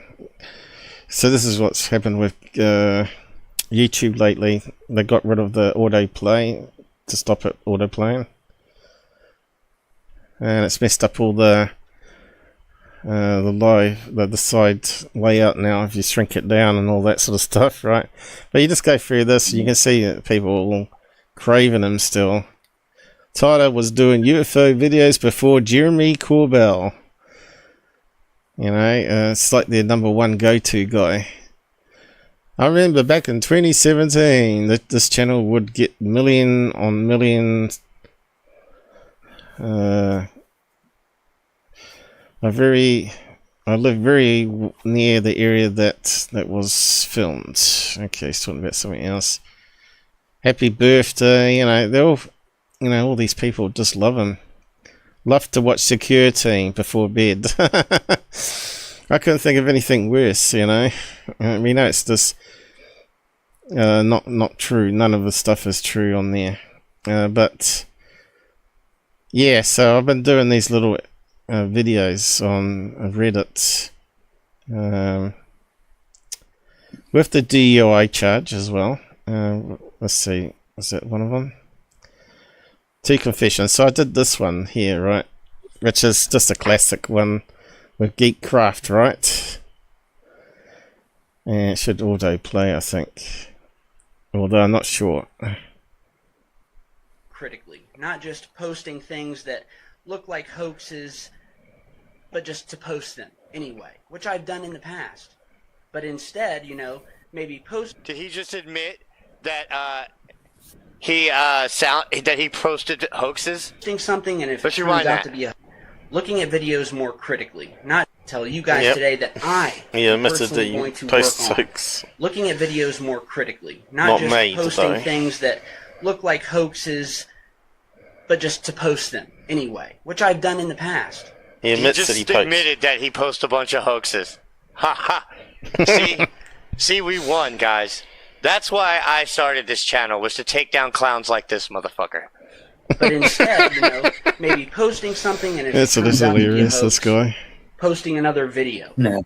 Claim, once I find out that it is a hoax, that yes, it's a hoax, guys, and I need help doing that, because you need help, all right, buddy, but it's not the kind of help you're looking for. You need serious fucking help. Bro, you have this God complex. You think that you are the greatest researcher on Earth, and all you do is post pictures of clouds. I'm not the best journalist in the world. I may that. not know something's a hoax, and that's where you guys come in. That's where Lion's Ground comes in, and he would be a big help to me. He's a great investigator. And so, basically, from this point on, I know a lot of you guys have ill will towards me, or some sort of perception of me. And what I'm saying is that I hope I can earn your trust back. Fuck you. Fuck you, you fucking junkie. No, I'm never going to trust you again. I'm not a perfect person. Okay, let me just reset here. I'm not sure if it's clicking. I thought I heard some. I was meant to cut that out, but... So, is that better? Let's see. I've posted, in my opinion, some great videos. Sounds better already. Yeah, great videos, as in, like, you take a picture of a cloud and then say it's a UFO opening a portal into our realm, into our dimension, from another dimension. Like, he's talking about the cube UFO, remember that one? As in it's a place you can go, instead of a direction you can travel. I've also posted videos where I just posted to post. Not really caring whether they were real or not. But from now on, I really want to work to be the best UFO researcher there is, because there is no one bigger than Secureteam. And if I can have your guys back on my team, with the help of Heathcliff, that would mean the world to me. And I promise going on... He's definitely in a hotel. I mean, after his wife, threw him out for, beating her up and shit, and cheating on her and all that shit, which it's fine if that's what you want to do, but then to come on the air and lie and say you were set up and beat up by the police officers and then when we saw in the arrest video, right, they were helping him to not fall over drunk on the sidewalk, right? Those police officers were being all kinds of kind that you could possibly be. So this guy is a sniveling little fucking liar that besmirches the reputation of officers who were literally bending over backwards to help him. On into the future, that I will be much more critical of the things I post, critical of the things that people send me, and in doing so, I need help from you guys as well. That's sign language, Chris. Fucking posts fakes. He posts all kinds of fucked up shit. He's on my hit list to do one day too, guys. What more can I say? It's been a rough year. It's not over for Tyler yet. Personally, if my channel's not dead already, your channel's dead, bro. But I'm asking you guys for a second chance. Not really, because they haven't seen the video. Your fucking reputation's dead. Your name is dead. You're fucking lucky that you are not dead after that fucking shit you pulled and almost killed yourself with your fucking truck or your car, you drunk driver. We all make mistakes, and I really do. I love this work. I love this work. Without it, I'm nothing. I'm nothing. Oh, who got rid and of? I'm not perfect. Oh, Renee. Good job, Renee. So, again, I just want to apologize if I've posted anything that seemed dishonest or maybe he hasn't admitted to faking stuff yet, but that's in the next bit. Apologize now for not following up properly on his fake videos. Right? Not really apologize for all the fakes that he fucking purposely and, single-handedly executed, right? No, he doesn't want to do that. he wants to apologize for not following up, for not, double checking and coming back and telling you guys that they were fake. Oh, shoot. And that I'm going to be working on that diligently in the future. Something like the other harsh question, and I'm going to be very direct with you. The other harsh question, you and I have talked about this privately off of the air, but we're going to do it live on the air. Which is, okay, Tyler is creating these videos, right? He's a CGI expert. He's got a team of animators, and they're cranking this stuff out. And that's something that you obviously have to face. But when you hear something like that, what's your reaction? What's your answer? Well, honestly, I just kind of laugh and brush it off, So he kind of laughs and brushed it off. I bet his heart was racing then. What? I didn't do that. So, to the people who want to go back to the 1 or 2 videos from years ago, Here he is again, 1 or 2 was videos. joking around with, I had no idea. Yep, 1 or 2 videos. That's He always says, I only faked 1 or 2 videos. Yeah, but if you go back to the Jimmy show, he said he never faked anything. And if you go back to the Coast to Coast show, he said he never faked anything, but he received fakes that he published unknowingly. He might as well go to the laboratory and go pick up Jim's balls. Yeah. See what I was doing with the channel. I wasn't serious about this. I didn't know what Secureteam was going to turn into. But I knew exactly what he wasn't serious about UFOs. If you're a UFO person, you're always serious, right? You ain't gonna. If you're first. So let's see. I've got a few tabs here. Okay, so let's just start off with the recap of Tyler Glockner, how he began his channel. Now, people don't realise that he first of all tried to crowdfund a movie called Oxycodone Alley. That's for MEO, which is involved in several research projects with installations located throughout North America. The underlying goal of these projects is to gain a better understanding of the meteoroid environment so that the MEO environment models can be improved. We basically monitor the skies, track meteors and other objects in space, and to date have made some very interesting observations, to say the least. Some very chilling observations, in fact.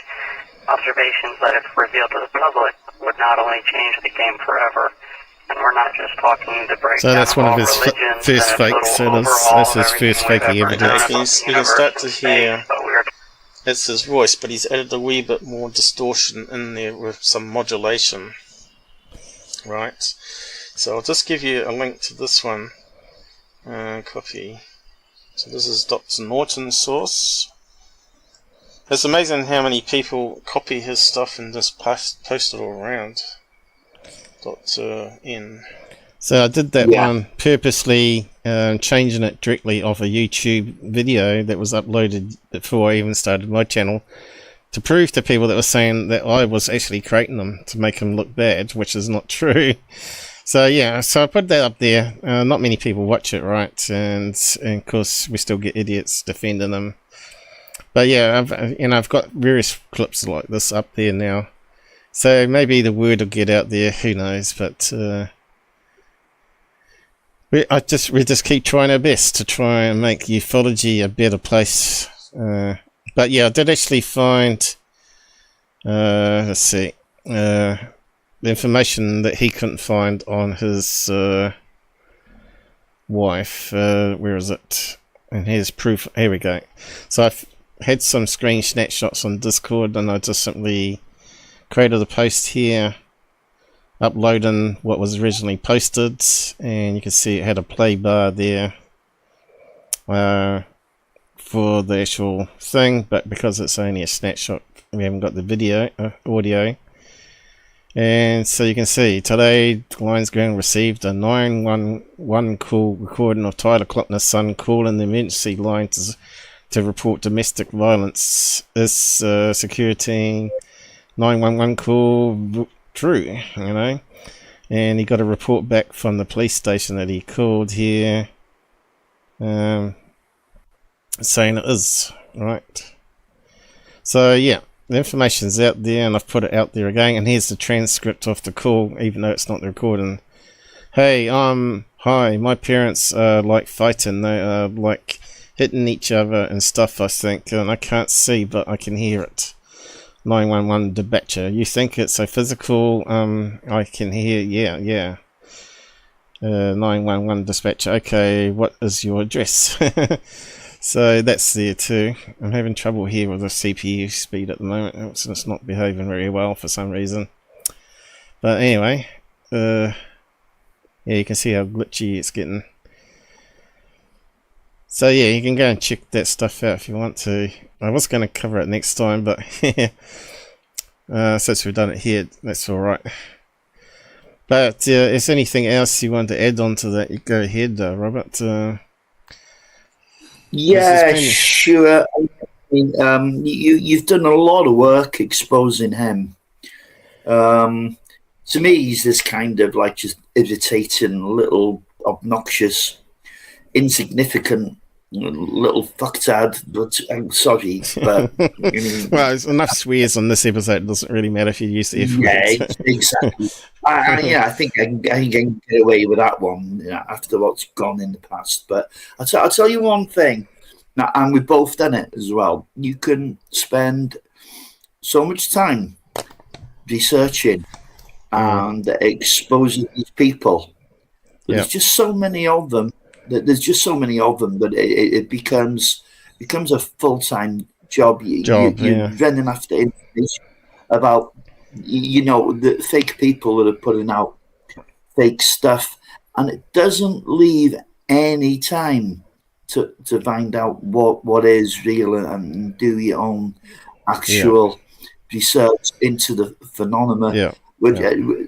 I've kind of now, if people won't listen to me the first time, I ain't going to try twice. Yeah. You know, it's because, and the thing is, if you're going to criticize somebody, then you have to have a source because otherwise it's just an opinion, isn't it? Yeah. So it takes a lot of time. That's all I'm saying. And I'd really rather do my own thing and spend 4 hours a day looking through old newspaper clippings. I mean, I can do that from home. I mean, I've got newspapers.com and BritishNewspapers.com. I haven't even finished all the cases in the UK yet, although I've got a few thousand.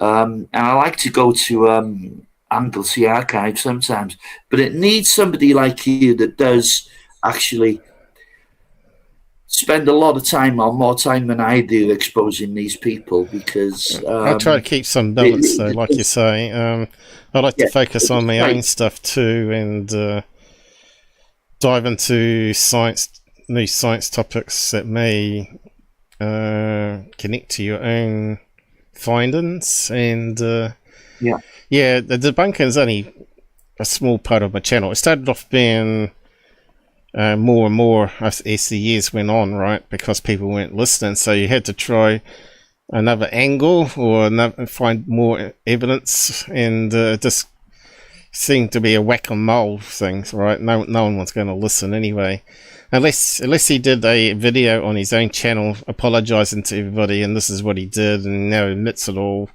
I don't think he'd ever come clean. He's just got too deep into it. He doesn't have a conscious, doesn't have a morals like we do. We actually know it's a real thing, and it really destroys us when we see people making big money out of promoting crap, you know. He seems like a little bit of like a narcissist, sociopath type person. Like, you know, I don't think he feels any remorse or anything, you know, for ripping off millions of people, to be honest. And he's brainwashed them at the same time. Yeah, and a lot of them are young kids that are new to the field, which is kind of heart destroying, so really. They don't know better. They don't know anything, better, no. They see a Corbell movie and think Bob Lazar's real. Yeah.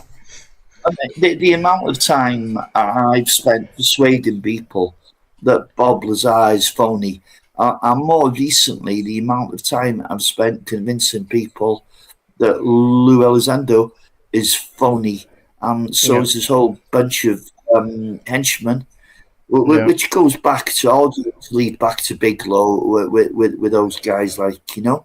But I'm glad to say now that my group, which only has like 940 people, I think it has, but it's a Zondo free zone. Nobody's putting up his bullshit anymore. Do you know what I mean? I'm really happy with what is being posted there, you know, and I'm not posting myself. So, like, I think maybe all that effort to, you know, show that guy for what he is was worth it in the end. Yeah, one thing I think Lou is, I think he's still a disinformation agent. I'm pretty sure he has to be. Yeah, he is disinformation, but he's the big question. He's also Contel Pro. What do you call it? What do you call those guys? He's counter intel. Yeah. That's but whether he's working. Yeah, whether he's working to counter insurgency, counter terrorism, whatever, Lou, you know, I don't believe the word you say, but he was working with the DOD. The thing is with that, is he actually still working for them now in his current role of trying to control the UFO narrative? I don't know, or is it just a big money-making scheme that's been brought about by a few of these people, including Bob Bigelow? Yeah. And really, that's one thing I can't make my mind up.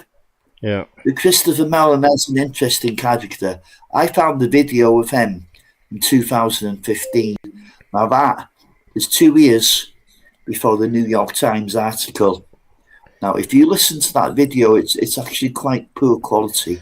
Okay, but you can hear it. It's good enough. You can hear him, and he's interested in UFOs, but he's a complete skeptic.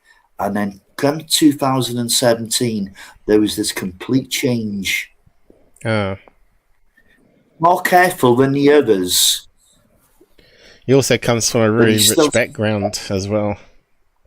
Oh, he does. Yeah, he does. Yeah, the Mellon family. They made so the money what's through your banking. Feeling of Age of Disclosure movie too?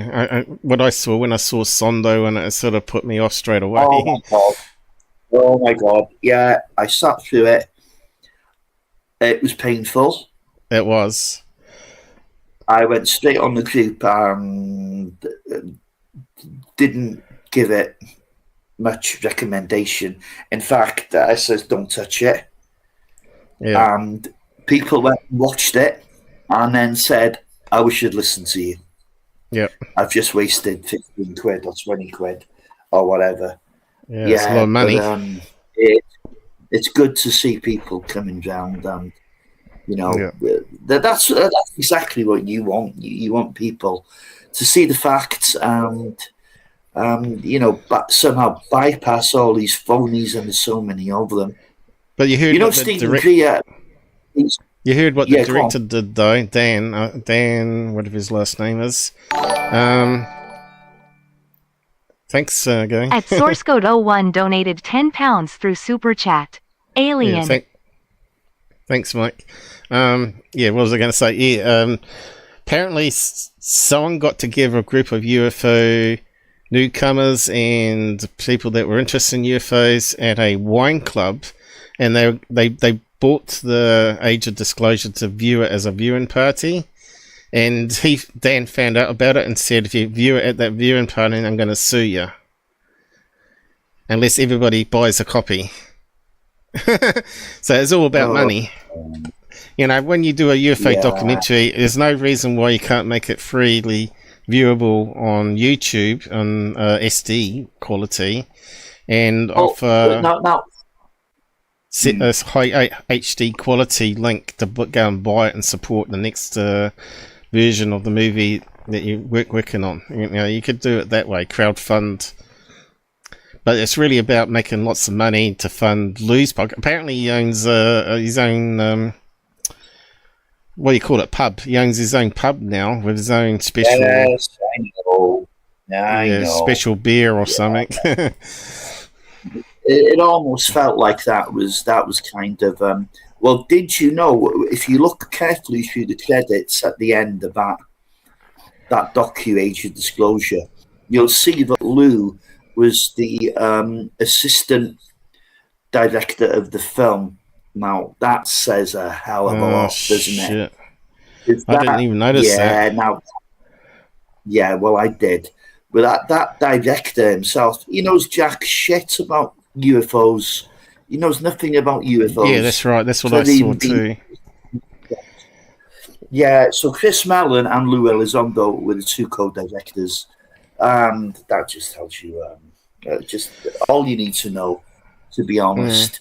What people are saying, what the YouTube channels are saying is, okay, this isn't meant for you. This is meant for somebody. This is meant as an introduction into the UFO world.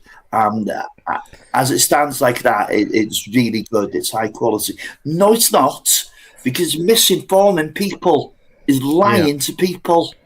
Yeah. So you start off with a documentary like that, and you take that as sacrosanct. You know what I mean? To be the real deal. You're on the wrong track already, in big trouble. Yeah. And really reminds me of Paul. I think you could even made that movie. All they did is took news clips and interview clips and pieced it all together, right?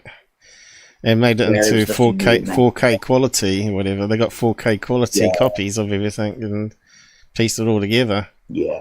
Anyone could have done that movie. Yeah, I think Red Panda could have done a better job. Red Panda could have done a better job of that movie. Well, but actually, at least he produces good information. Yeah. And he's funny. Yeah. Also, and Lue Views hates him, I think, doesn't he? Which is a plus. Lou Jimenez. Did you see that video that Red Quell Panda done, where it was like the Oscar Awards, and Lou was on it, all the others, and it was all AI generated, of course. It was funny as hell, and everyone had like a good laugh about that. So we probably could find it online, but I'm not sure if it's copyrighted or not. It's called UFO Dropouts of the Year. Yeah, we probably could find it, but my computer's going really slow. Where's my link here? I often see Red Panda's links and repost them to my feed. That's if it work. I'm trying to click on it now and it's not working. I'm not sure what's going on. I just find if the computer's getting slower and slower, that the grease on the cooler is not working very good anymore. I got it on max fan speed and I got a fan going. There's not much I can do apart from rip the computer to bits again, which I don't really want to do because I know it might not survive the second time. It looks like we got the wrong one there, didn't we?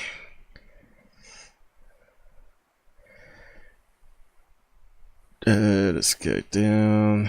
That one I should have come up.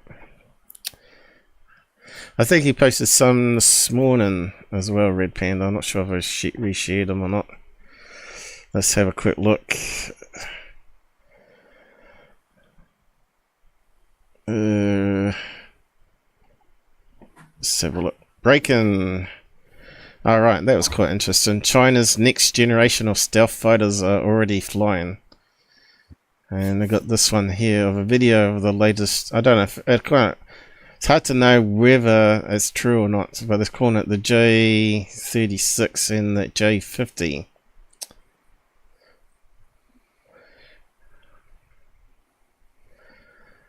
How's it going to go? I always have trouble with the videos, don't I, on this stupid... Oh, yeah, wasn't that supposedly reported as a UFO? Oh, no, they're saying they're two stealth Chinese planes, but I'm just trying to get back to it. Yeah, that's clearly an aircraft, isn't it? I'm not sure if it's... okay, it's different one. Yeah, it's got... hang on, I better check the volumes on this. I think I turned it up for stuff I was playing before. Where's the volume? There. It's just music, but yeah, apparently this is meant to be their planes being flown. I'll go full screen on it. It looks real, but it's hard to know with AI. Kind of looks like the TR-3B, doesn't it? Well, I don't know. If you saw it from the side flying banking like that. Yeah, you could easily misidentify, yeah. Yeah, at night time, especially. Oh, it's just repeating again. It's got a funny contrail happening there.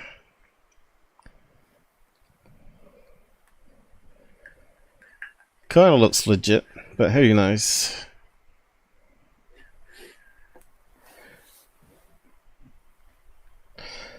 Yeah, it's very interesting. But anyway, yeah, I was looking up the Red Panda stuff.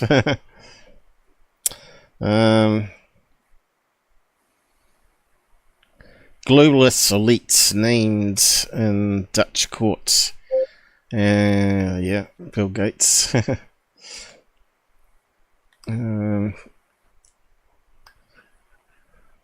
Ashton Forbes, what's he saying? Oh God! This is why I don't take Dan. Oh, there's the guy that made the movie Farrah's seriously, because he's on what? So he's paid to bad actors online are trying to discredit the age of disclosure. Oh, no, are you a paid government agent, Roberts? So, what's that one? What?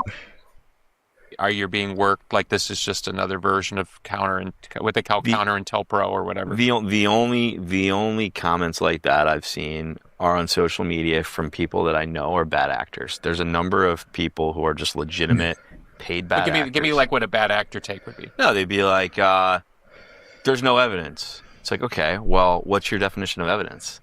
In my opinion, you could put a 4K video of a real UFO hovering over a nuclear weapons site taken from a security camera on a classified military base, and half the population would be like, oh, that's AI. That's visual effects. That guy made Ready Player One. He's good with visual effects, you know? Yeah. That's what the response would be. Yeah. But 34 people putting their reputation and their name on the line, their credibility on the line, their ability to provide for their families, these guys all have clearances. Yeah. You act crazy and you tell lies in a public setting, you're going to lose your clearance. You're not going to be able to have a job. These people all took real risk to share what they lawfully could. Especially like you look at Senator Rubio. Yeah, I'll let you have a say. Yeah, go ahead. No, well, that's it. You know, that's part of their job. Yeah, they're not going to lose their job. They're not going to lose their job when putting out all this bullshit. It's part of their job. Yeah, that's right. You know, that's what he doesn't get. Yeah, he doesn't get their disinformation, and he's helping promote it. Yeah. Yeah, but he's calling people like you that are putting it down as a garbage movie as disinformation agents or bad actors, as he calls them. It's all right. I'll wear that. I don't care. It's cool. I just laugh. Anyway, what's this one here? Oh, right, yep. I was just trying to find the red panda stuff. But yeah, he does respond to me. Where's the notifications icon? They keep changing it. Here we go. So, what do we got here? I think Red Panda, or someone from it liked what I said. Alright, here, Interstellar. I'm not sure who that is, but anyway. That was a post from today. Was it not scrolling up? This is terrible. I don't know what's going on. Oh, this guy. This guy's doing the rounds. Who the hell is he? Filmmaker James Fox. Oh, right. Yeah, Jesse Michaels. This guy's doing interviews with all these shillheads. Yeah, Jesse Michaels. He's got his channels huge. I'll just play the clip. Let's see if it works. Presentation of the first Apollo mission was clearly manicured and sanitized. So I talked to Edgar Mitchell because a lot of this stuff was coming out in the 90s. Yeah. And they were questioning the moon landing stuff. And I was like, yo, what do you think about all this like imagery? And he goes, it wouldn't surprise me if they recreated some imagery that they could fall back on. But he goes, I walked on the moon. I swear to God. How many people were involved in putting a man on the moon? I'm assuming it was in the tens of thousands. It's got some music in the background. I'm just being careful here. So has anyone from that few 100,000 come forward and said it didn't happen? Yes. I didn't know that. There's an argument that could be made that the only thing that would need to be faked would be like mission control. Like all the parts suppliers and all the people like doing kind of the ancillary kind of peripheral. They could why they add music to these things, I don't know. Maybe because of copyright. Easily be lied to. I think we attempted something about the presentation of the whole thing clearly sanitized. So yeah, I wouldn't trust anything James Fox got out of interviews. Now, of course, Mitchell, I believe, wasn't a complete denier. He actually said, yeah, it's possible that NASA made some fake videos just as backup. But I've said that exactly the same. You know, if the moon landed and suddenly exploded, they're not going to broadcast that on TV. They're going to flip to some prefabricated thing they made to make it look like it was successful and cover up the deaths of the astronauts because they wanted to be the first to land on the moon because it was all to do with Russia beating the Russians and all that sort of stuff, you know. And if they failed, it would have been a different today. I'd say today would have been different, but it's all there because we know we got even the Indian satellite probe and the rover that's filmed the landing site, you know, and with similar high quality, of course, as the Lunar Reconnaissance Orbiter, which is still in orbit there.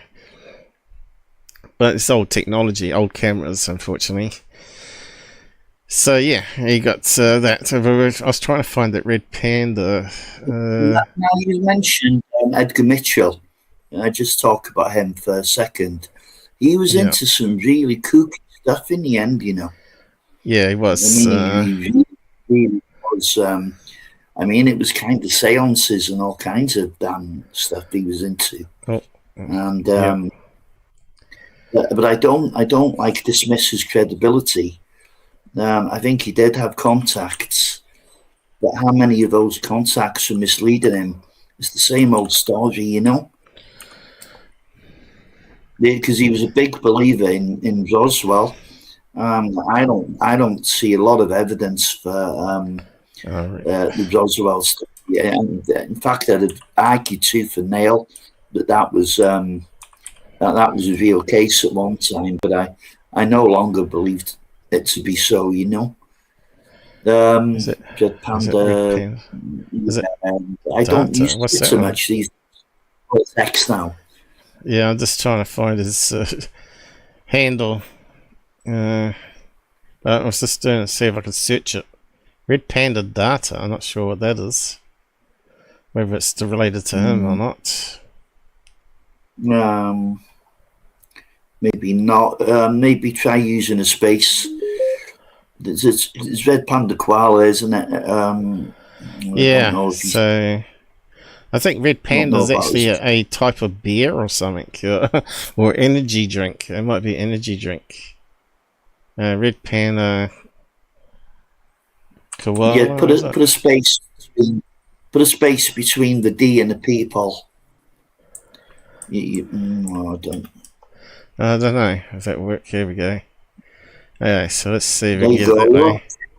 All you needed was a little space.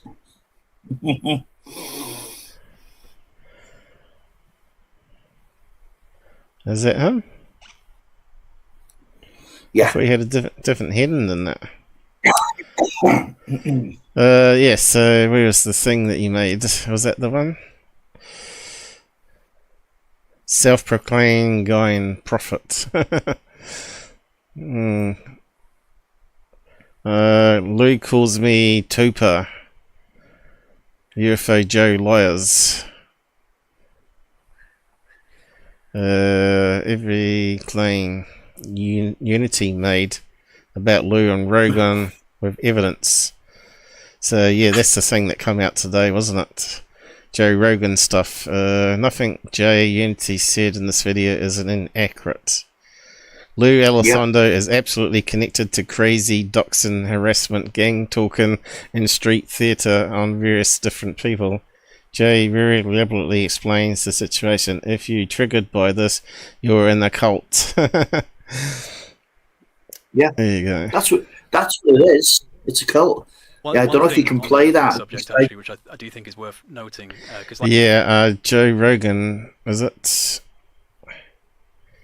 It's Joe can Rogan. copyright. Yeah, it can copyright things, but you can stop it every 5 seconds. Like I said to you, I think I'm one of the first people that you've had on that had to actually make their way through. But this guy is a loony gooky too. He believes in the shit built. He believes those big pillars underneath the pyramids exist when other experts say they were low-level scans and just shows noise. Yeah. And he also believes I'll tell you what I found. Well, I'll tell you what I find of them. His UFO sighting that he learnt. Hang on. His UFO sighting, to just give relevance to this guy, was that he was doing C5 that he learnt from Dr. Greer, and he believes a portal opened above him, and out popped his TR3 hanging above him, and he passed out, and that's all he remembers. That's his why he got into ufology, apparently. Yep, but carry on. What were you going to say? Yeah. Hey, listen. He's an intellectual guy, and he understands a lot about ancient history and stuff like that. And he can hold a good conversation, and he can be convincing. But I'll tell you what, he's not a ufologist. He fell hook, line, and sinker for Zondo. It's okay him criticising it that lot there, yeah, but he was promoting them for years. Now yeah, he had a video. See now I've forgotten the name. It was one of the Roswell witnesses. He was on the Navy SEALs Hall of Shame. He got found out by Kevin Randall, faking stuff in the end. That this was years ago that this guy was debunked. Gary Anderson, something like that his name was. He was debunked years ago. And this guy, not that long ago, put up a video of his interview. I said, that's been debunked years ago. And I put a link up to the debunk, which is on Kevin Randall's website. And he took it down straight away. Yeah. I thought, you little shit. Yeah. Yeah. So I mean, he's a kooky guy himself, but everything he says here about Lou is good. Yeah. We probably can't play it though. Like you said, it's going to be a bit difficult. It's 11 minutes long. No. Yeah, but yeah, it's too much. It's not worth copyright strike, Paul. No, let's see, what else he got on his channel? We're just trying to find that funny one. Best Grift Rug Pull of 2025. Avi Loeb 3 Atlas got tops there. Panda That's funny one. Venom, the Alien Potato, 8%. James Bugs Dildo, 12%. Profits Elbow Nara Arc, 26%. Oh, where's the mummy? Says the mummy's now finally dropped off. What's he? Jamie, my son. Amy, my son. Do you remember what the video front was? It was funny. What it was called? Yeah, let me try and find it now. Lue Elizondo likes a post from troll TJ Felony telling Joe Rogan Joe Utility deserves to get trolled, and perpetrates the lie that Jay drinks his own piss.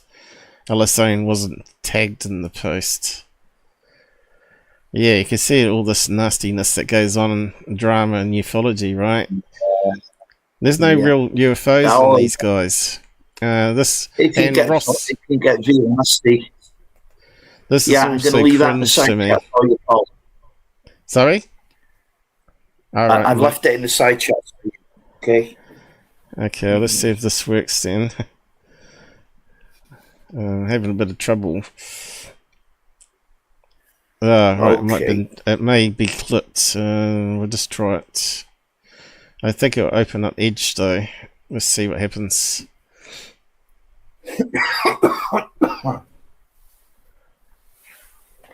Is this it?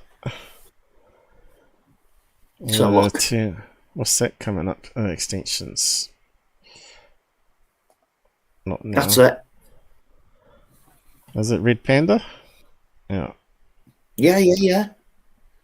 Okay. I thought you had a YouTube, a X link for it. That's what I was looking for. But no. And now to present the award for UFO Crash Out of I just have to be careful because he's got music in it. The year. The Academy presents Jack Sarfati. Oh no, not Jack Sarfati. Me and him don't really get on. Sarfati and everybody else doesn't get on, Paul. Yeah.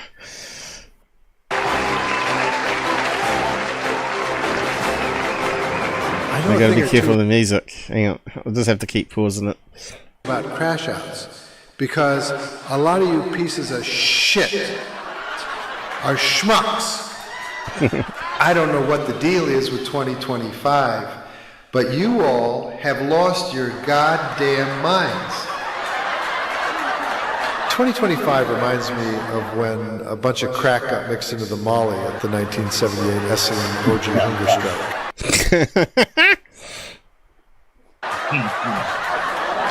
Hal put off an Ingo Swan, remember? That Hal put off is another one I can't stand. No, me. Whether it's in the halls of Congress, at a sweaty UFO conference, or while doing satanic rituals at Skinwalker Ranch, 2025 saw the UFO community take crash outs to new extremes. Okay, let's take a look. I just have to be careful here. Pause it every 5 seconds. Look at the nominees. The nominees for UFO Crash Out of the Year are Jeremy Kenyon Lockyer Corbell. You should ask yourself that. What? Congress just lied to the American public. Who lied? Representative Nancy Mace, and maybe about 50 congressional staffers, they all lied. That was a knowing lie and not some sort of strange... I'm happy to clarify it. I'm not going to accuse the chairwoman of lying. I'm not going to be quiet. I'm fucking going to look everybody in the fucking eye. Yeah, whoever fucking lied, that's funny. I'm going to say it in front of everybody. Yeah. What happened? He's having one of his fits. Sorry? He was having one of his hissy fits. Yeah. One of many, actually, probably. Are you kidding me? Yeah, if they let me in, I'm going. They all lied. Lue Elizondo. Go for it. They described it as literally the mothership Looking like the mothership from... Oh, there we go, Lou. It is significantly large. It's an altitude of 21,000 feet. Taken by a civilian pilot.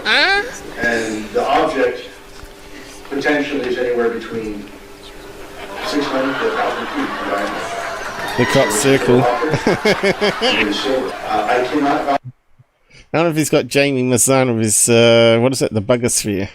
For the veracity of this photograph, I didn't take it. Lue Elizondo, these photos that are supposedly of a real alien. Oh, here we go. Bro, it's so dumb. Yeah, that thing. Look at that. What is that? What's that? What is that? What are those babies called that are born like that? Oh, Harlequin babies? Yeah. It could be anything, man. I mean, it might not even be human. I mean, it might not even be, you know. Ashton Forbes. Oh no, that prick. Keep watching the video until it sticks in your retarded fucking heads that it's real. Professor Dave, I'm gonna make that guy hang himself. I keep telling you fucking idiots, stop coming at me. I am going to ruin and destroy your life. You telling me I have to be nice to these people? You are out of your mind. I'm gonna destroy their lives. I'm gonna die.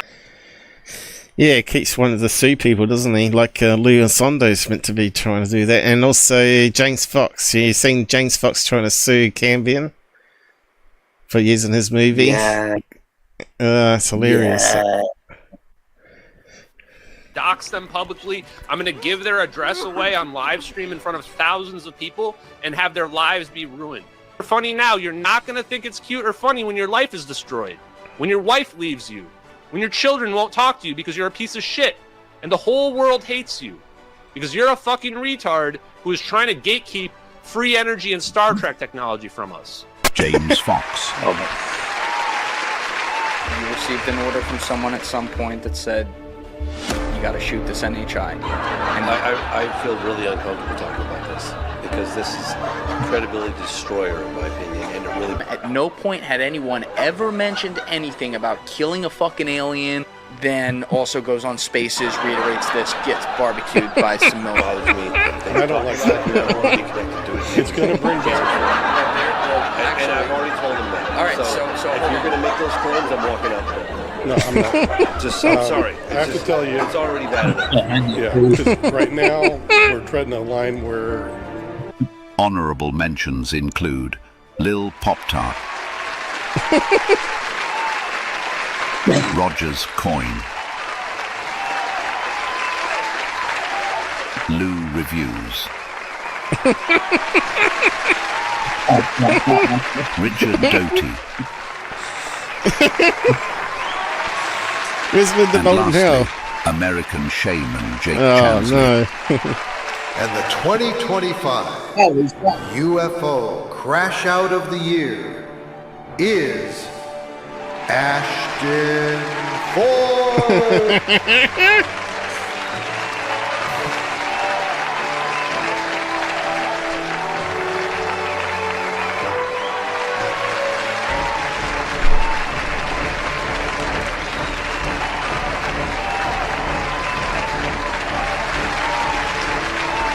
I tell you what, if they had something like that on TV instead of the Academy Awards or Emmy Awards or whatever it is, I'd probably enjoy this a lot better. No.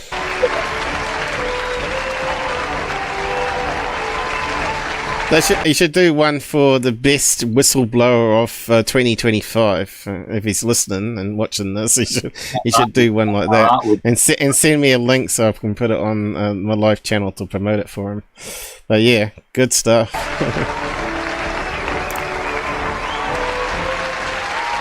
I am not sorry at all, not even a little bit sorry. The amount of psychopathic shit that's been happening to me due to nut jobs is beyond even understanding from... And I 100% blame the Redditors and Dave Farina directly for it. When you go out on YouTube and make a whole bunch of lies about somebody to hundreds of thousands of people, you're gonna have nut job people doing nut job shit.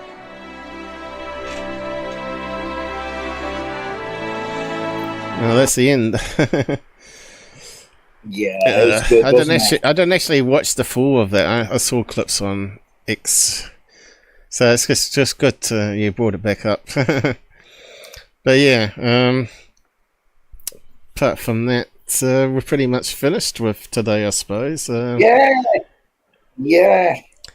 It's been a good laugh anyway. I got tears running down my eyes. You know what, Ashton Forbes is a crazy man. Man, you've got to laugh, otherwise you're just gonna cry otherwise. Because that's right. It's been such a bad year. Oh, what's that? Oh, it's my phone. Someone coming round. So tiny. Okay, yeah. I know you had to get going. Red Panda is probably being targeted quite a bit because he's putting out all this sort of stuff, right? They'll be trying to silence him. Yeah, I think they already did. They got him banned from YouTube for 6 months, didn't they? Did they? I wasn't sure. Yeah, that was them. That was that lot. Okay. Yeah. Get pretty nasty in ufology, can't it? Do you know what? I listened to some to get a bit of downtime. I listened to some football. Oh God, yeah, podcasts, and you know, football fans in England, they can be quite a nasty bunch. I tell you what, they're a lot more polite to each other than what you see in ufology. Ufology is a really nasty place sometimes. Yeah, I mean, it's quite sad. Like everyone should be pulling in the same direction, but that doesn't happen.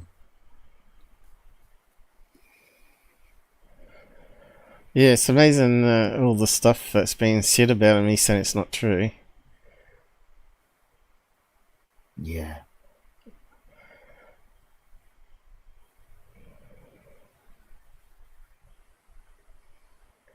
Copyright grounds. Mm-hmm. Yeah, so all this noise, right? You don't get really good UFO reports or anything that's sort of coming out lately. And of course, MUFON really pissed me off by taking away the public searches. You can't then just search the latest ones and bring up on the show and actually have a look at the evidence and actually try and debunk it live anymore because they're taking all that away. No, what it is, they never had it. You know, Paul really speaking, what they call it, their own intellectual property and can only be bought, basically. So if you've got that $5,000 a year to contribute to MUFON, you will get direct access to everything. Yeah. You know, that's one hell of a paywall, yeah? Yeah, it is, yeah. When it should be public domain, at least I thought it was. So we should be able to look up the latest submissions right now and actually just see if there's any good stuff there, right? On the show live. And actually do our own research on it. According to Earl, there's a lot of good stuff on there. I mean, he sent me some stuff that he shouldn't have sent me, you know? Yeah. And I'm still wary about like maybe coming on a show like this and putting those cases out there, because even though he's passed now, yeah, I don't know how somebody might see it and react. I just don't know. Yeah. It's like when you have the inside man, you get to hear stuff and you think, why is it not public, you know? Why isn't it not public so people like me that are not part of the inner circle can actually do the research and present it on their live shows, and it might actually give you some extra information that your inside guys didn't even know about. Yeah, and that's why everything should be public. Yeah, totally agreed. Yeah, doesn't any go reports? well with people. Yeah, you're cutting out. Sorry, we talked over each other. Yep, say that again. Oh, they're getting plenty of reports, I can tell you that now, and some of them are damn interesting. Yeah. It's still going on, but you don't hear about public sightings anymore. It's all military stuff, you know. Yeah.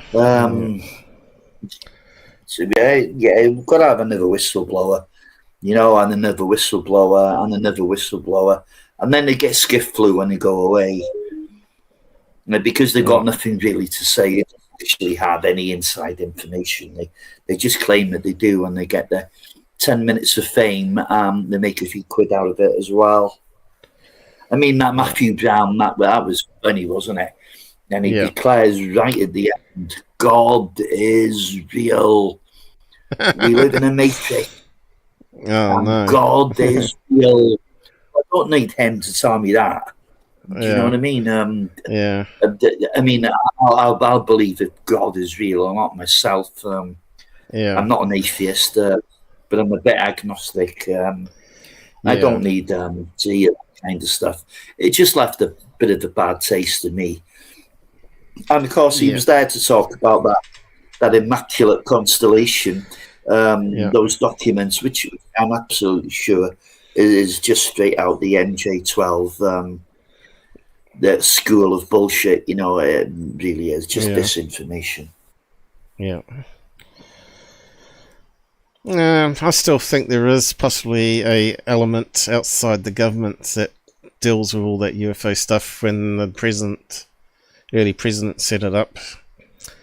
I still think it's possible, and because the presidents change all the time, and stuff about sensitive stuff that they're getting from UFOs or the reverse technology, it's too dangerous for a president to have knowledge of all that, I think.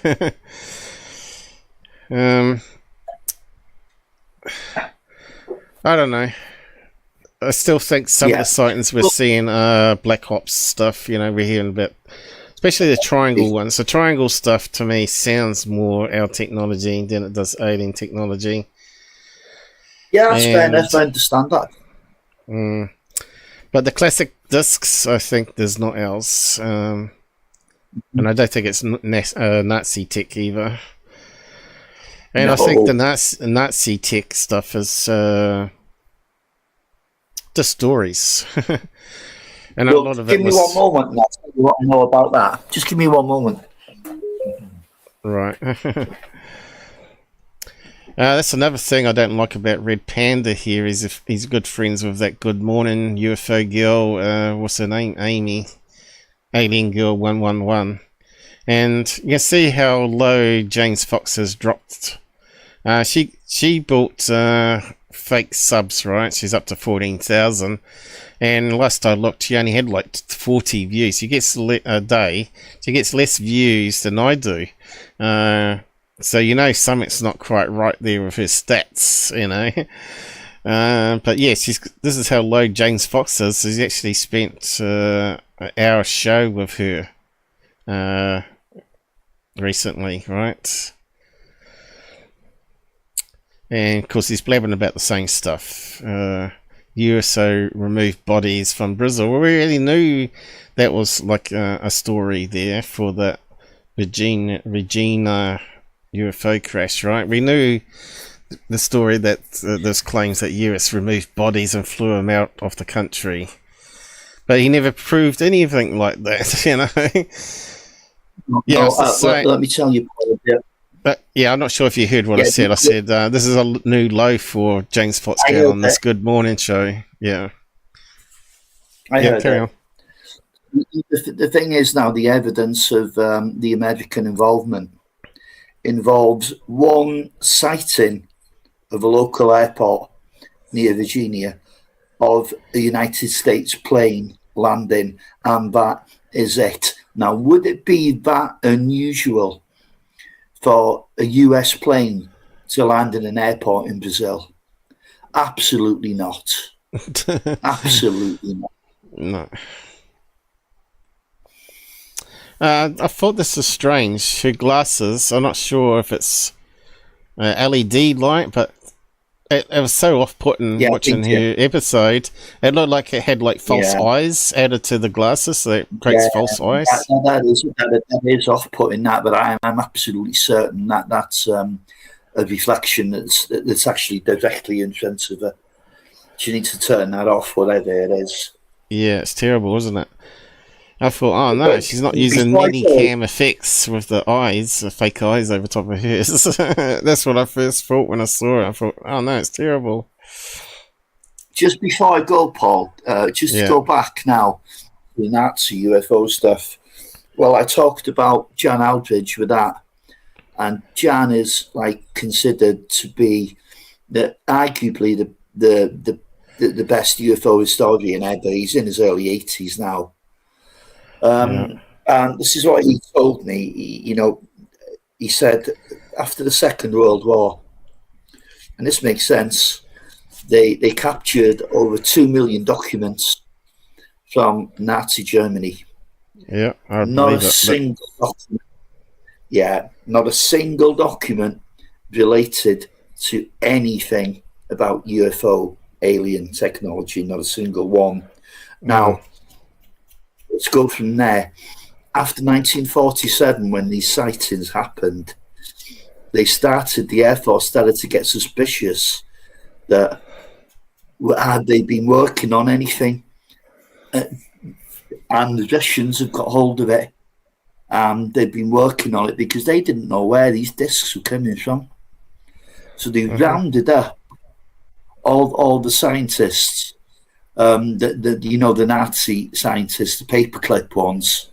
They rounded them all up and they interrogated them, and they were in no position to lie because they were dispensable, and none of them knew anything about anything to do with alien tech.